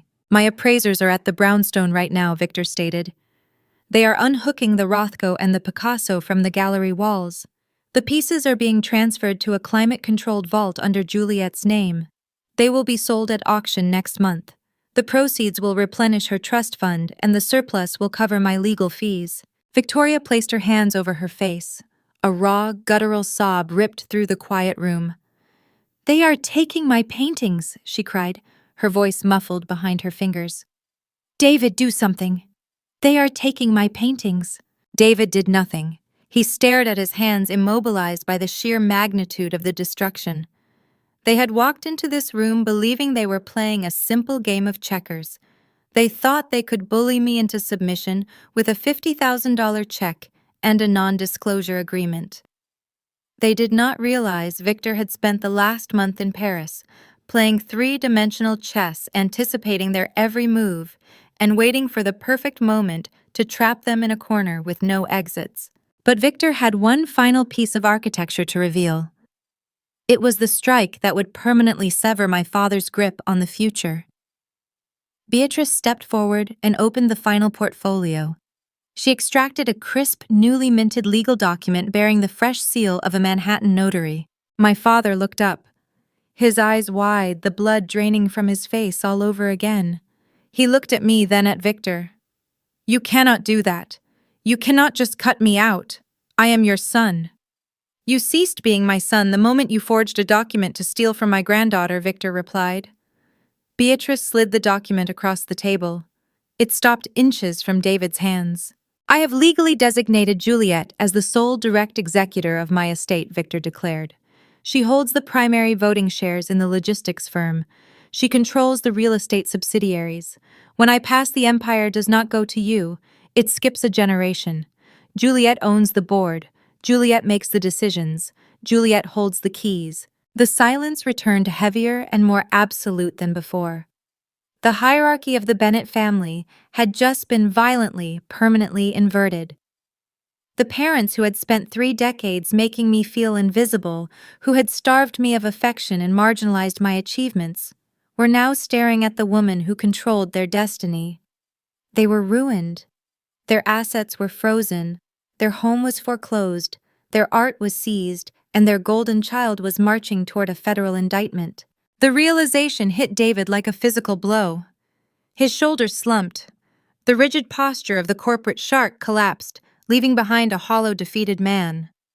He looked across the mahogany table at me. The arrogant dismissal was gone from his eyes. In its place was the one emotion I had never expected to see from the man who raised me: desperation. The trap had snapped shut. The predators were caught, and as I watched my mother lower her hands from her tear-streaked face, I knew the dynamic was about to shift into its most pathetic phase. The threats had failed. The gaslighting had been exposed. There was only one tactic left in their arsenal. They were about to beg. The air in the room grew heavy, suffocating under the weight of Victor's final decree. The hierarchy I had known my entire life, the concrete structure where I was, the expendable foundation supporting their gilded lives, crumbled into dust. My father did not yell. He did not issue corporate threats. He looked at the legal document detailing his disinheritance, and his hands began to shake. The tremor started in his fingers and traveled up his arms, a physical manifestation of a man whose identity had just been erased. "Dad?" "Please," David choked out the word, sounding foreign, coming from a man who usually commanded boardrooms. "You cannot leave us with nothing. We will lose everything. The club, the cars, the reputation. We will be ruined." Victor did not flinch. "You were ruined the day you decided perception was more valuable than integrity," he replied, his tone as unforgiving as granite. "The only difference is that today the balance sheet reflects it." When my grandfather turned his back and signaled to Beatrice to pack her briefcase, the panic in the room shifted. David and Victoria realized Victor was immovable. He was a force of nature, and arguing with a hurricane does not stop the flood. So they pivoted. The predators, stripped of their teeth, turned toward the only person in the room they believed they could still manipulate. They turned to me. The psychological whiplash was jarring. For 29 years, my mother had perfected the art of looking right through me. To Victoria, I was an accessory that failed to complement her outfit. Now she lunged across the mahogany table, grabbing my wrist with both hands. Her grip was tight, desperate, and trembling. "Juliet, sweetie, you have to stop this!" Victoria pleaded, her voice cracking, as genuine, unfiltered terror replaced her earlier performance. Her mascara was running, staining her expensive silk blouse. "You are the executor now. You have the power. Tell Victor to rescind the foreclosure. Please. We are your family. You cannot put your own mother on the street." I looked down at her, hands gripping my wrist. It was a bizarre, disorienting experience. Abusers possess a terrifying capacity to demand the exact empathy they systematically denied you. They break your legs, and then they expect you to carry them when they get tired of walking. Victoria was leveraging the word family, using it as a blunt instrument to bludgeon my newly acquired boundaries. She wanted me to remember the blood we shared conveniently, forgetting that she had weaponized that same blood to steal my inheritance just 90 days prior. Before I could speak, Connor shoved his chair back. He rounded the table, practically stumbling over his own feet, and positioned himself beside our mother. The golden child, the prodigy who had mocked my career and told me I was a biological obligation, looked entirely broken. "Juliet, I am begging you," Connor said, his voice dropping to a frantic, breathless pitch. "Do not take the LLC money back. If the SEC audits my ledger on Friday and the cash is not there, they are going to refer the case to the Department of Justice. I am going to be indicted. I am going to prison." He reached out, trying to grab my other hand, but I pulled it back, resting it flat on the table. "Jessica is pregnant," Connor blurted out, playing his final desperate card. "She told me last night, we are having a baby, Juliet. If I get indicted, she is going to leave me. She is going to file for divorce and take the child. You cannot let my baby grow up with a father in federal prison. You have your design career, you have your apartment. You do not need that $1,000,000 to survive, but I need it to stay out of a cage. Please, I will pay you back. I swear I will pay you back every cent." The room fell silent, save for Victoria's jagged sobbing and Connor's heavy, panicked breathing. I looked at the three of them. My father standing frozen and defeated. My mother clinging to my wrist, begging for her house. My brother using an unborn child as a human shield to avoid the consequences of wire fraud. This was the moment they had conditioned me for. My entire childhood was a masterclass in absorbing their collateral damage. Whenever Connor failed a class, my parents expected me to tutor him. Whenever David needed a quiet house to work, I was expected to disappear into my room and make no noise. I was trained to sacrifice my comfort, my space, and my needs to maintain their equilibrium. The pressure in the conference room was immense. They were banking on a lifetime of psychological programming. They believed the ghost they had created would not possess the fortitude to pull the trigger when she finally held the gun. They thought the guilt of ruining the family would be too heavy for me to bear. Victor watched me from the head of the table. He did not intervene. He had handed me the keys to the empire, but he was waiting to see if I had the stomach to drive. I let the silence stretch, feeling the pulse in Victoria's hands where she gripped my wrist. I thought about the hospital room where my father handed me a blank legal document. I thought about the text message where my mother lied about my grandmother's legacy. I thought about Connor standing in my Brooklyn apartment telling me I never mattered. I did not feel anger. Anger requires a lingering attachment, a desire for the other person to understand how much they hurt you. I did not want their understanding.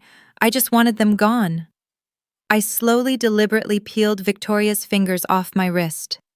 I placed her hands back on her side of the table. I looked at her, my expression calm and utterly detached. "You did not seem concerned about putting me on the street when you drained my bank account, Mom," I said quietly. Victoria recoiled as if I had slapped her. I turned to my brother. Connor was vibrating with anxiety, his eyes wide and pleading. "And you, Connor," I continued, my voice steady. "You made a choice to leverage your investors' capital. You made a choice to commit fraud. Your impending indictment is not a tragedy I caused. It is the math of your own decisions catching up with you. Do not use your unborn child to guilt me into subsidizing a felony. If Jessica leaves you, it is because you are a liability, not because I refuse to be your accomplice." David finally moved. He stepped forward, his face flushed with a desperate, impotent rage. You are destroying this family, Juliet. You are burning it all down over money. You will die alone if you do this. I met my father's gaze. The man who had terrified me for 29 years looked small, hollow, and irrelevant. You burned this family down the day you decided my future was yours to spend, David. I stood up, pushing my chair back. I smoothed the front of my jacket, gathered my bag, and looked at the three people who had spent my entire life trying to erase me. You have your careers, I said, repeating the exact phrase Victoria had used to dismiss my achievements. Connor needs to learn. I turned my back on them. I did not wait for a response. I did not want to hear their excuses or their threats. I walked toward the heavy wooden doors of the conference room. Victor was already standing there, holding the door open. He looked at me, a brief, silent nod of approval passing between us. We stepped out into the hallway together, leaving the toxic triad drowning in the consequences of their own actions. The psychological victory was absolute, but the legal and social fallout was just beginning to rain down on the Upper East Side. I stood at the threshold of the conference room. My hand rested on the cool brass handle of the heavy wooden door.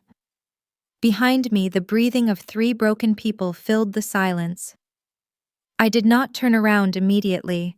I let the reality of the shift settle over the space.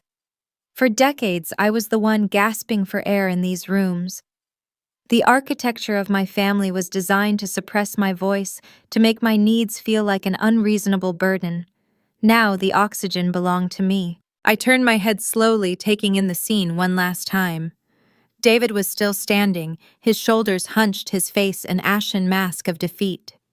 Victoria was weeping into her hands, the perfect Upper East Side socialite, reduced to a terrified woman facing the loss of her stage.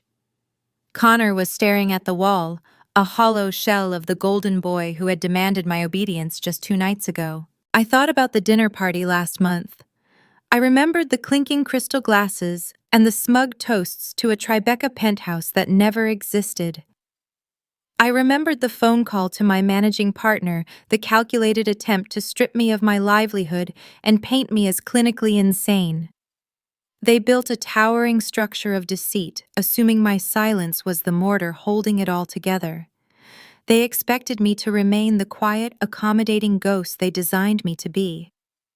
They assumed my desire for their love would always override my instinct for self-preservation. Victoria lowered her hands from her face. Her makeup was ruined, tracing dark, uneven lines down her cheeks. She looked at me, a final, desperate plea forming on her lips. She wanted to invoke the myth of unconditional love, a currency she had never deposited into my account. Juliet, think about what you are doing. My mother whispered, her voice fragile and thin. We are your blood. You cannot abandon us like this. I walked back toward the mahogany table. I did not rush. My footsteps were measured and deliberate on the plush carpet. I stopped directly in front of her. I looked into her eyes, searching for any remnant of genuine maternal care. There was none. There was only fear. She was not mourning the loss of a daughter. She was mourning the loss of her safety net. I did not offer her anger. Anger is a hot, burning emotion that requires fuel, and I had no fuel left for these people. I offered her the cold, sterile logic they had used to justify my erasure. I reached into the archive of my childhood and pulled out the exact justifications they used to dismiss my pain. You have your careers, I said, keeping my tone perfectly level. I shifted my gaze to my brother. Connor flinched as my eyes met his. He shrank away, avoiding the reflection of his own failure. Connor needs to learn, I finished. The words hung in the air. They were the exact phrases my parents used for years to dismiss my accomplishments and subsidize his failures. Hearing their own toxic philosophy weaponized against them acted as a physical blow. Victoria closed her eyes, unable to hold my gaze. Connor slumped forward, resting his forehead on the polished wood of the conference table. I reached for my leather tote bag resting on the chair. I picked it up, sliding the strap over my shoulder. The physical act of packing to leave broke whatever trance was holding my father. David took a step toward me, his hands balled into tight fists at his sides. The facade of the defeated man fractured, revealing the vindictive tyrant underneath. He could not accept that the daughter he viewed as a pawn had just flipped the board. If he could not control my money, he wanted to control my fear. "You think you have won?" David spat, his voice trembling with a dark, acidic rage. "You think Victor handing you the keys makes you powerful? It makes you a target. You just destroyed the only people who ever tolerated you. When Victor passes away, you will have no one. You are going to die alone, Juliet." The threat echoed off the high ceilings. It was a curse designed to strike at the deepest insecurities of an estranged child. A few weeks ago, those words would have paralyzed me. I would have spent sleepless nights wondering if my boundaries were actually just acts of self-sabotage. I would have questioned my own sanity. But standing in that room, armed with the truth and backed by the only man who actually valued my existence, the threat rang hollow. It sounded like the desperate bargaining of a man who realized his kingdom was built on sand.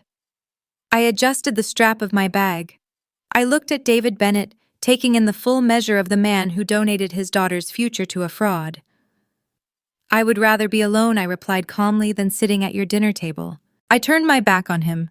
I did not wait to see his reaction. I walked toward the doors. Victor was waiting for me. He had watched the entire exchange with silent, unwavering focus. He did not smile, but a quiet recognition passed between us. I was no longer the frightened girl signing blank documents in a hospital bed. I was the executor of the Bennett empire. Victor pushed the heavy door open. We stepped out into the brightly lit corridor of the law firm. The thick mahogany clicked shut behind us, severing the connection to the room and the people inside it. The hallway was lined with neutral corporate art and pristine glass partitions. We walked toward the elevators in a comfortable silence. The psychological victory was profound. The heavy, invisible chain that had tethered my self-worth to my parents' approval was broken. The metal links had dissolved. I felt a strange, buoyant lightness in my chest, as if I had just dropped a heavy stone I had been carrying for 29 years. Victor pressed the call button for the elevator. The digital numbers above the doors illuminated, counting down our descent. "You handled that well," Victor said, keeping his eyes on the numbered display. His tone was matter-of-fact, devoid of unnecessary sentimentality. "I just gave them back the exact same energy they gave me," I replied. "It is the only language they understand," Victor noted as the elevator arrived with a soft chime. We stepped into the mirrored cabin. The doors closed, sealing us in the quiet, ascending space. "But you must understand," Juliet, Victor continued, turning to face me. "The battle in that conference room was the clean part. The execution was surgical. We controlled the environment. What comes next will be messy." I watched the floor indicators drop rapidly. "The fallout," I said. Victor nodded. "David and Victoria are not going to vanish quietly into the night. Foreclosures are public record. Federal indictments generate headlines. When the country club realizes their checks are bouncing, when the Securities and Exchange Commission formally files charges against Connor, the social ecosystem they built their lives around will turn on them. The collapse of the Bennett house will be a spectator sport." I processed his words. The reality of the situation was expanding beyond the personal betrayal. My parents had spent decades cultivating a pristine image in New York society. They rubbed elbows with politicians, real estate developers, and philanthropists. Their sudden rapid ejection from that echelon would send shockwaves through their entire network. Will they try to drag the holding company into the press? I asked, my mind shifting to the operational defense of Victor's assets. "They will try," Victor said, leaning on his cane as the elevator slowed. "David will attempt to leverage his remaining contacts. Victoria will spin a narrative to her socialite friends, painting us as the aggressors. They will leak rumors to the media. They will try to scorch the earth on their way out to save face." The elevator doors parted, revealing the bustling, marble-lined lobby of the Park Avenue skyscraper. The midday crowd surged past us, a sea of tailored suits and hurried conversations. The contrast between the intense, isolated drama of the 42nd floor and the indifferent rush of the city was jarring. We walked through the revolving doors and stepped out onto the sidewalk. The gray overcast from the morning had broken, and harsh, bright sunlight reflected off the wet pavement. A black town car was idling at the curb, waiting for us. Victor opened the rear door and paused. He looked at me, the noise of Manhattan traffic roaring around us. "You proved you can hold your ground in a closed room," Victor said, his voice cutting through the city noise. "Now we have to see if you can hold it when the rest of the world starts watching. The foreclosure notices go out on Monday. The SEC audit hits Connor on Friday. You are going to have to watch the house burn, Juliet, and you cannot blink." I looked up at the towering glass facade of the building we had just exited. Somewhere on the 42nd floor, my family was realizing their credit cards no longer worked. They were realizing their home was no longer theirs.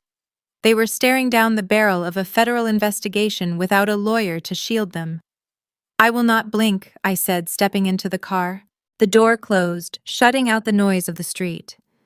As the car pulled away from the curb, merging into the relentless flow of downtown traffic, I knew the quiet phase of this war was over. The private betrayal was about to become a very public spectacle, and the city of New York loves nothing more than watching a dynasty fall. People often mistake karma for a mystical force. They view it as a cosmic scale balancing the universe, delivering justice through unpredictable twists of fate. But in Manhattan, karma is not magic. It is forensic accounting. It is an audit. It is a paper trail finally catching up with hubris. The collapse of the Bennett family did not happen overnight, but in the realm of high society, 90 days is the blink of an eye. The 3 months following that conference room meeting provided a masterclass in watching a dynasty dismantle itself piece by piece. David went first. The corporate world possesses a very specific, unforgiving immune system. When a board of directors senses an infection, they do not hold a public trial. They amputate quietly to protect the host. Victor forwarded the shadow ledger to the compliance officers of the 3 development firms where my father held prestigious board seats. The evidence of embezzlement was clear, documented, and undeniable. Within 48 hours, David received a phone call from the respective chairman asking for his immediate resignation. They allowed him to cite health reasons to the press, a standard courtesy to avoid a messy public prosecution and plummeting stock prices. But the doors of the financial district locked behind him. He was blacklisted. A man whose entire identity relied on commanding rooms, steering acquisitions, and projecting authority was suddenly uninvited from every table in the city. His daily routine of private club lunches and strategy meetings vanished, replaced by the deafening silence of a ringing phone that no one answered. Victoria followed shortly after. Her currency was perception, and perception requires constant flowing capital. The first crack in her facade appeared at her exclusive country club in the Hamptons. The monthly dues were automatically drafted from a joint account that Victor had frozen. The payment bounced. In her social circle, a declined transaction is worse than a crime. It is a contagion. The club discreetly revoked her membership, citing administrative irregularities. Then came the foreclosure. Victor did not bluff.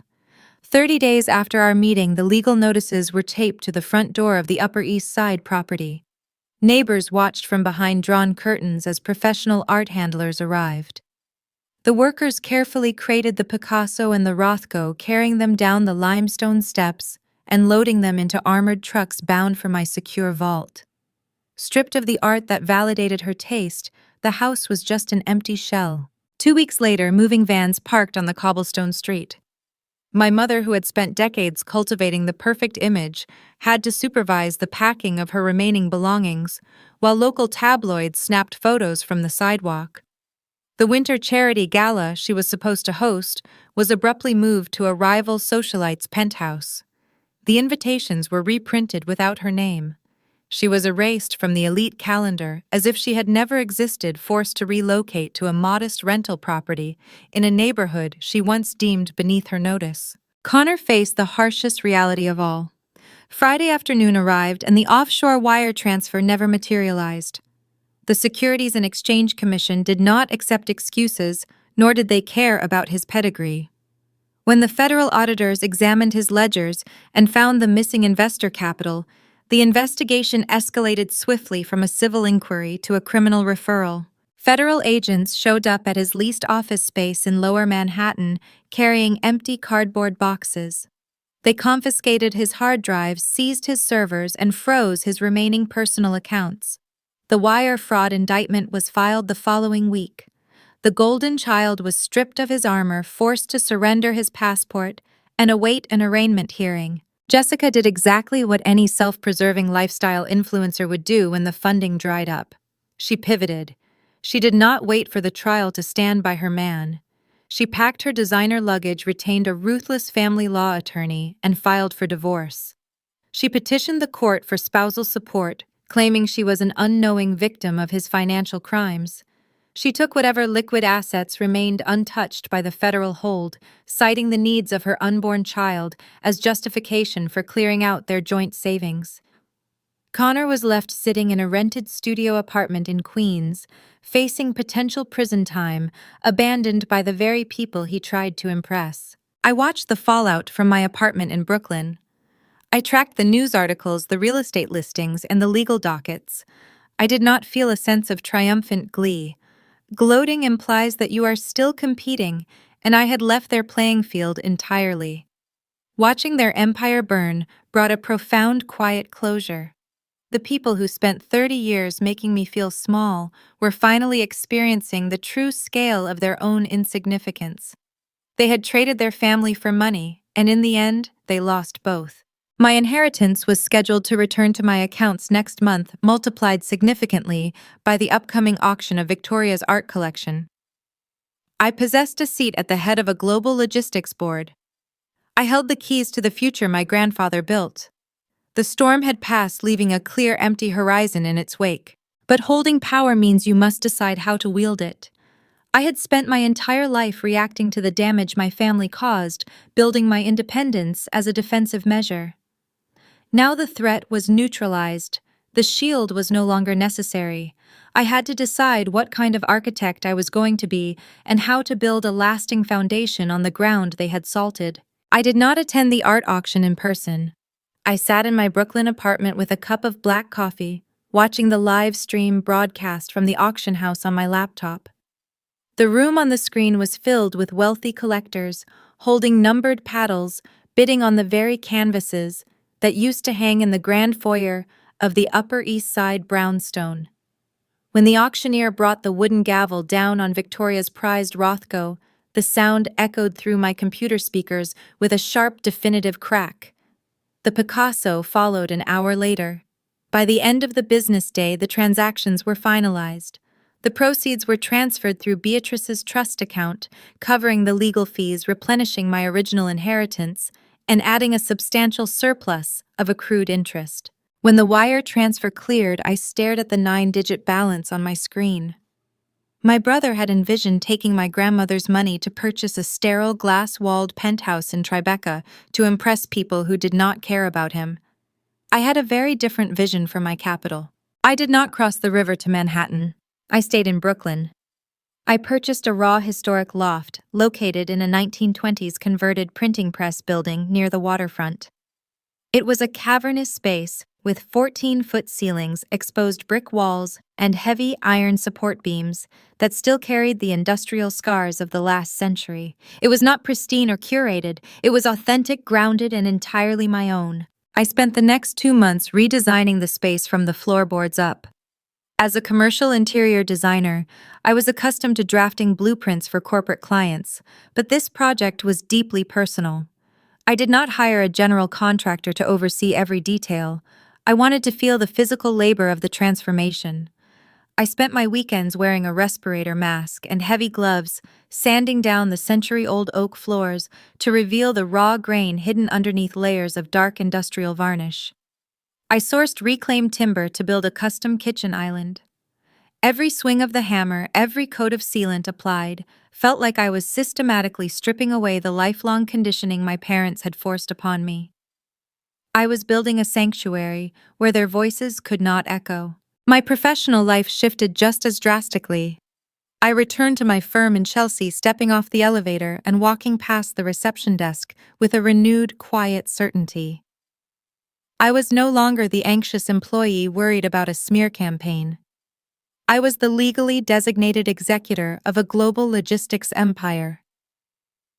The senior partners were acutely aware of the power dynamic inversion. Richard Thorne invited me into his glass-paneled office the morning I returned. He did not sit behind his large desk. He stood near a small side table pouring 2 cups of coffee, offering me one with a stiff, deferential posture. The man who had placed me on administrative leave just a few months prior was now navigating my presence with extreme caution. He knew David Bennett had been ousted from his corporate boards. He knew my grandfather had handed me the keys to the kingdom. I did not demand an apology from Richard. I did not gloat. I took the coffee and laid out my new terms. I informed him that I would be reducing my hours at the firm to manage my new executive responsibilities, but I would retain my position as lead designer on 3 specific boutique hotel projects that I genuinely loved. Richard agreed instantly, nodding with visible relief that I was not pulling the Bennett accounts from the firm. Operating from a position of unassailable leverage removes the need for office politics. You simply state your requirements, and the room adjusts to accommodate you. With my home secured and my career stabilized, I turned my attention to the wealth I now controlled. Sitting on a pile of money while taking no action felt contrary to the lessons Clara and Victor had taught me. I arranged a meeting with Beatrice at her midtown high-rise. We sat at the same glass table where we had planned my father's downfall, but this time the leather portfolios contained a different kind of architecture. We established a legal foundation under the umbrella of Victor's holding company. We named it the Clara Bennett Initiative. The foundation was not designed to function as a standard charity handing out grants. It was a weaponized legal shield. Through my own ordeal, I had learned a devastating truth about the American justice system. Financial abuse within families is an epidemic, but it thrives in the dark because the victims rarely possess the capital required to hire attorneys to fight back. Elderly parents are drained by entitled children. Siblings forge signatures to steal inheritances. The abusers rely on the cost of litigation to serve as a barrier, isolating their victims and forcing them to accept the theft. The Clara Bennett Initiative disrupted that dynamic. We hired a roster of relentless high-caliber litigators and forensic accountants. When a victim came to us with proof of familial financial fraud, the foundation covered the retainers. We funded the audits. We filed the injunctions. We took the exact strategy Victor used to corner my father and made it available to people who otherwise would have been crushed by their own blood relatives. Watching the foundation secure its first victory, a court order restoring the stolen pension of a retired schoolteacher in Queens, provided a deeper satisfaction than any design award I had ever received. I had taken the trauma my parents inflicted upon me and forged it into a tangible, functional shield for others. Victor returned to Paris, resuming his life in the Marais district. The distance between us spanned the Atlantic Ocean, but our relationship grew closer than ever before. We established a routine. Every Sunday morning at 9 o'clock Eastern Standard Time, my laptop screen would chime. I would sit at my reclaimed timber kitchen island with a mug of tea, and Victor would appear on the video feed, usually sitting at his favorite cafe with the Seine River visible through the window behind him. We did not discuss my parents. We did not dwell on the past. We discussed the quarterly earnings of the logistics firm. We debated the architectural merits of European bridges. He asked for my perspective on commercial real estate acquisitions, treating me not as a subordinate, but as a trusted partner. He became the father figure David never had the capacity to be.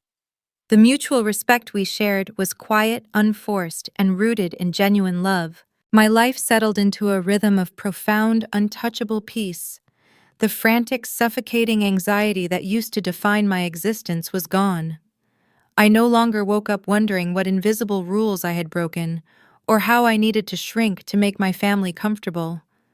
I occupied space without apology, but the ghosts of the past occasionally tried to rattle the chains. My email inbox utilizes an aggressive filtering system Beatrice helped me set up.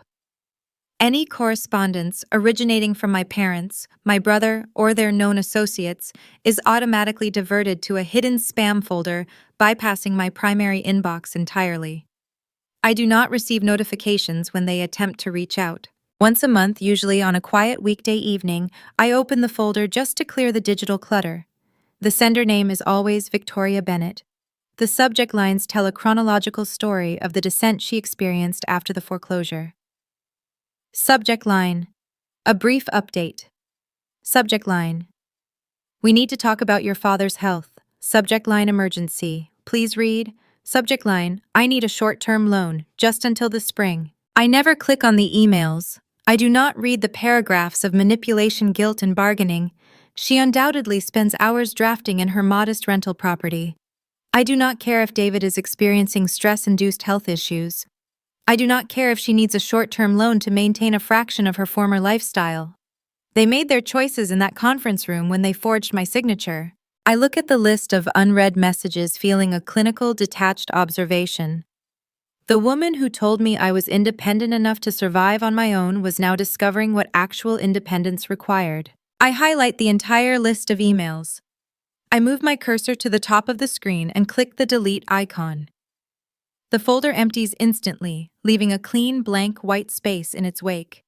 The silence that follows the deletion is the most beautiful sound in the world. I close my laptop, walk over to the expansive windows of my Brooklyn loft, and look out at the glittering skyline of Manhattan across the water.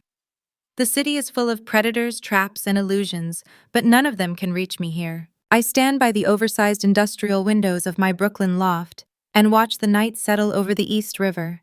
The lights of the Manhattan skyline ignite one by one, reflecting off the dark water like broken glass. From this distance, the city looks pristine and ordered. You cannot see the frantic scrambling. You cannot hear the lies negotiated in expensive restaurants or the threats whispered in mahogany conference rooms. It all looks like a postcard. That is the power of distance. It provides perspective. For 29 years, I lived inside that grid, suffocating under a definition of family that was handed to me before I could speak. American society writes a very specific script for blood relations. We are conditioned by holiday commercials, television dramas, and greeting cards to believe that DNA is an unbreakable contract. We are taught that loyalty to your parents is a moral imperative and forgiveness is mandatory, regardless of the offense. We are told to turn the other cheek to keep the peace and to remember that they are doing their best. But when you are the designated scapegoat in a toxic household, that script is a death sentence. It is a tool used to enforce your compliance. When your role is to absorb the collateral damage of a golden child, keeping the peace simply means suffering in silence, so your abusers do not have to feel uncomfortable. When you finally decide to stand up and draw a boundary, they will not applaud your growth. They will accuse you of treason. I received a piece of physical mail yesterday morning that served as the final punctuation mark on this entire ordeal. It was not a spam email from my mother. It was a formal certified letter from the Department of Justice, copied to my legal counsel due to the Foundation's initial filing. It was a notice of a plea agreement. Connor Bennett, the entrepreneur who never built a viable product.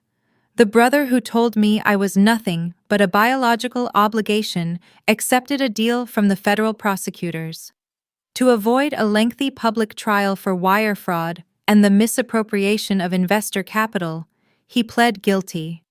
The document outlined a mandatory minimum sentence of 36 months in a federal correctional facility. I held the thick parchment paper in my hands, tracing the raised seal of the federal court.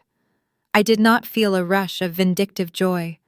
The reality of a prison sentence is bleak and unglamorous, but I felt a profound grounding sense of justice. Connor spent his entire life speeding through red lights because our father always paid the tickets. He finally crashed into a wall that David could not dismantle. The illusion of his invincibility was shattered.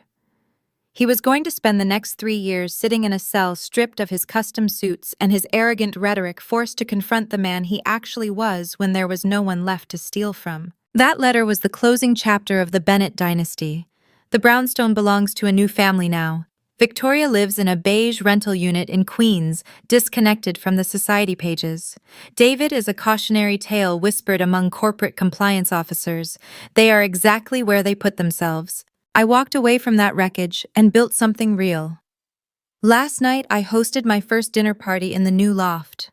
I did not serve vintage wine in crystal glasses, and there was no tension hanging over the meal like a guillotine. I set out heavy ceramic plates on the reclaimed timber island I built with my own hands. Beatrice was there wearing a comfortable cashmere sweater instead of her severe courtroom armor, laughing at a joke made by one of the junior designers from my firm.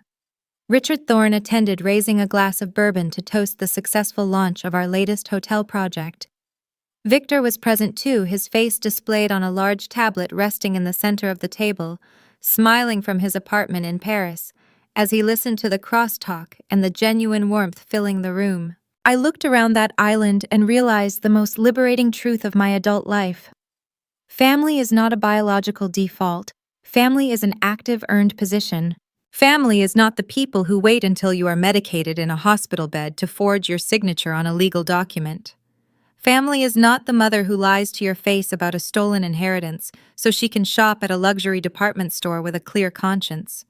Family is not the brother who demands you sacrifice your life savings to keep him out of a cage. Family is the 78-year-old man who reads a 2-sentence text message at 8 in the morning and proceeds to burn his own empire down to ensure you are protected.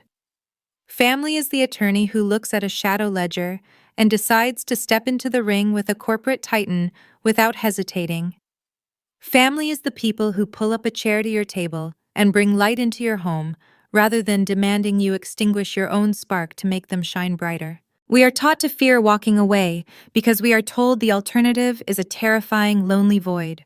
My father screamed that I would die alone. He weaponized my deepest childhood fear. But he was wrong. Stepping out of a toxic family dynamic does not leave you empty. It leaves you clear. It creates a vast open space where genuine connection can finally take root. If you are listening to this and you recognize the architecture of your own life in my story, I need to speak directly to you. Maybe you are the one sitting at the far end of the dining table watching your siblings receive praise for the bare minimum while your mountains are treated like molehills. Maybe you are the one answering the phone, listening to a parent demand your time, your money, or your energy while offering nothing but criticism in return. Maybe you are being called selfish, difficult, or crazy simply because you stopped allowing them to treat you like a resource. I want you to know that the gaslighting works because you possess a conscience and they do not. You assume they are operating with the same moral compass you are, so when they tell you that you are the problem, your first instinct is to look inward and try to fix it. Stop trying to fix a machine designed to grind you down. Do not argue with their narrative. Do not scream until your throat is raw, trying to make them understand your pain. They understand it perfectly. They just do not care. Instead of fighting for their validation, start keeping your receipts. Document the text messages. Save the voicemails. Audit the timelines. When they try to rewrite history to cast themselves as the victims, you do not need to raise your voice. You just need to hold up the mirror of their own actions. Truth is not an emotional argument. It is a ledger. You are allowed to draw a line in the concrete and refuse to step over it. You are allowed to protect your peace, your finances, and your sanity. You do not owe your abusers loyalty just because you share a surname. Walking away will be the hardest thing you ever do. The smear campaign will be loud and the guilt will be heavy. But on the other side of that noise is a quiet, steady freedom that they can never touch.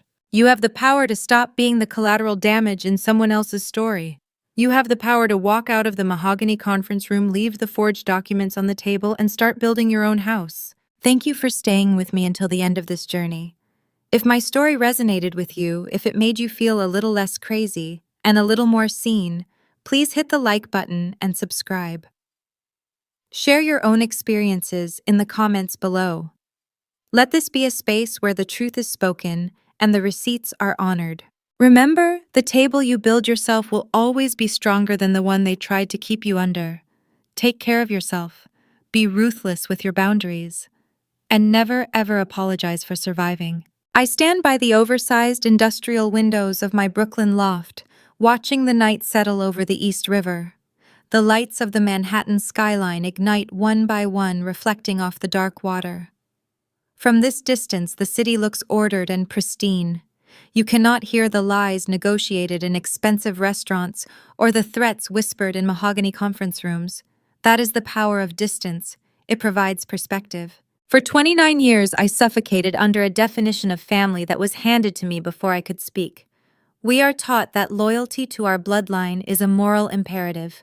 But when you are the designated scapegoat in a toxic household, that script is a trap designed to ensure your compliance. If you recognize the architecture of your own life.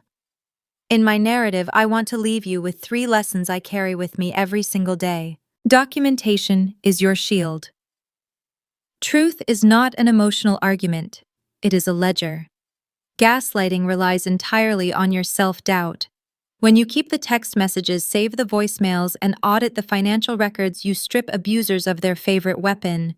You do not need to raise your voice when the paper trail speaks for you. Blood is not a binding contract.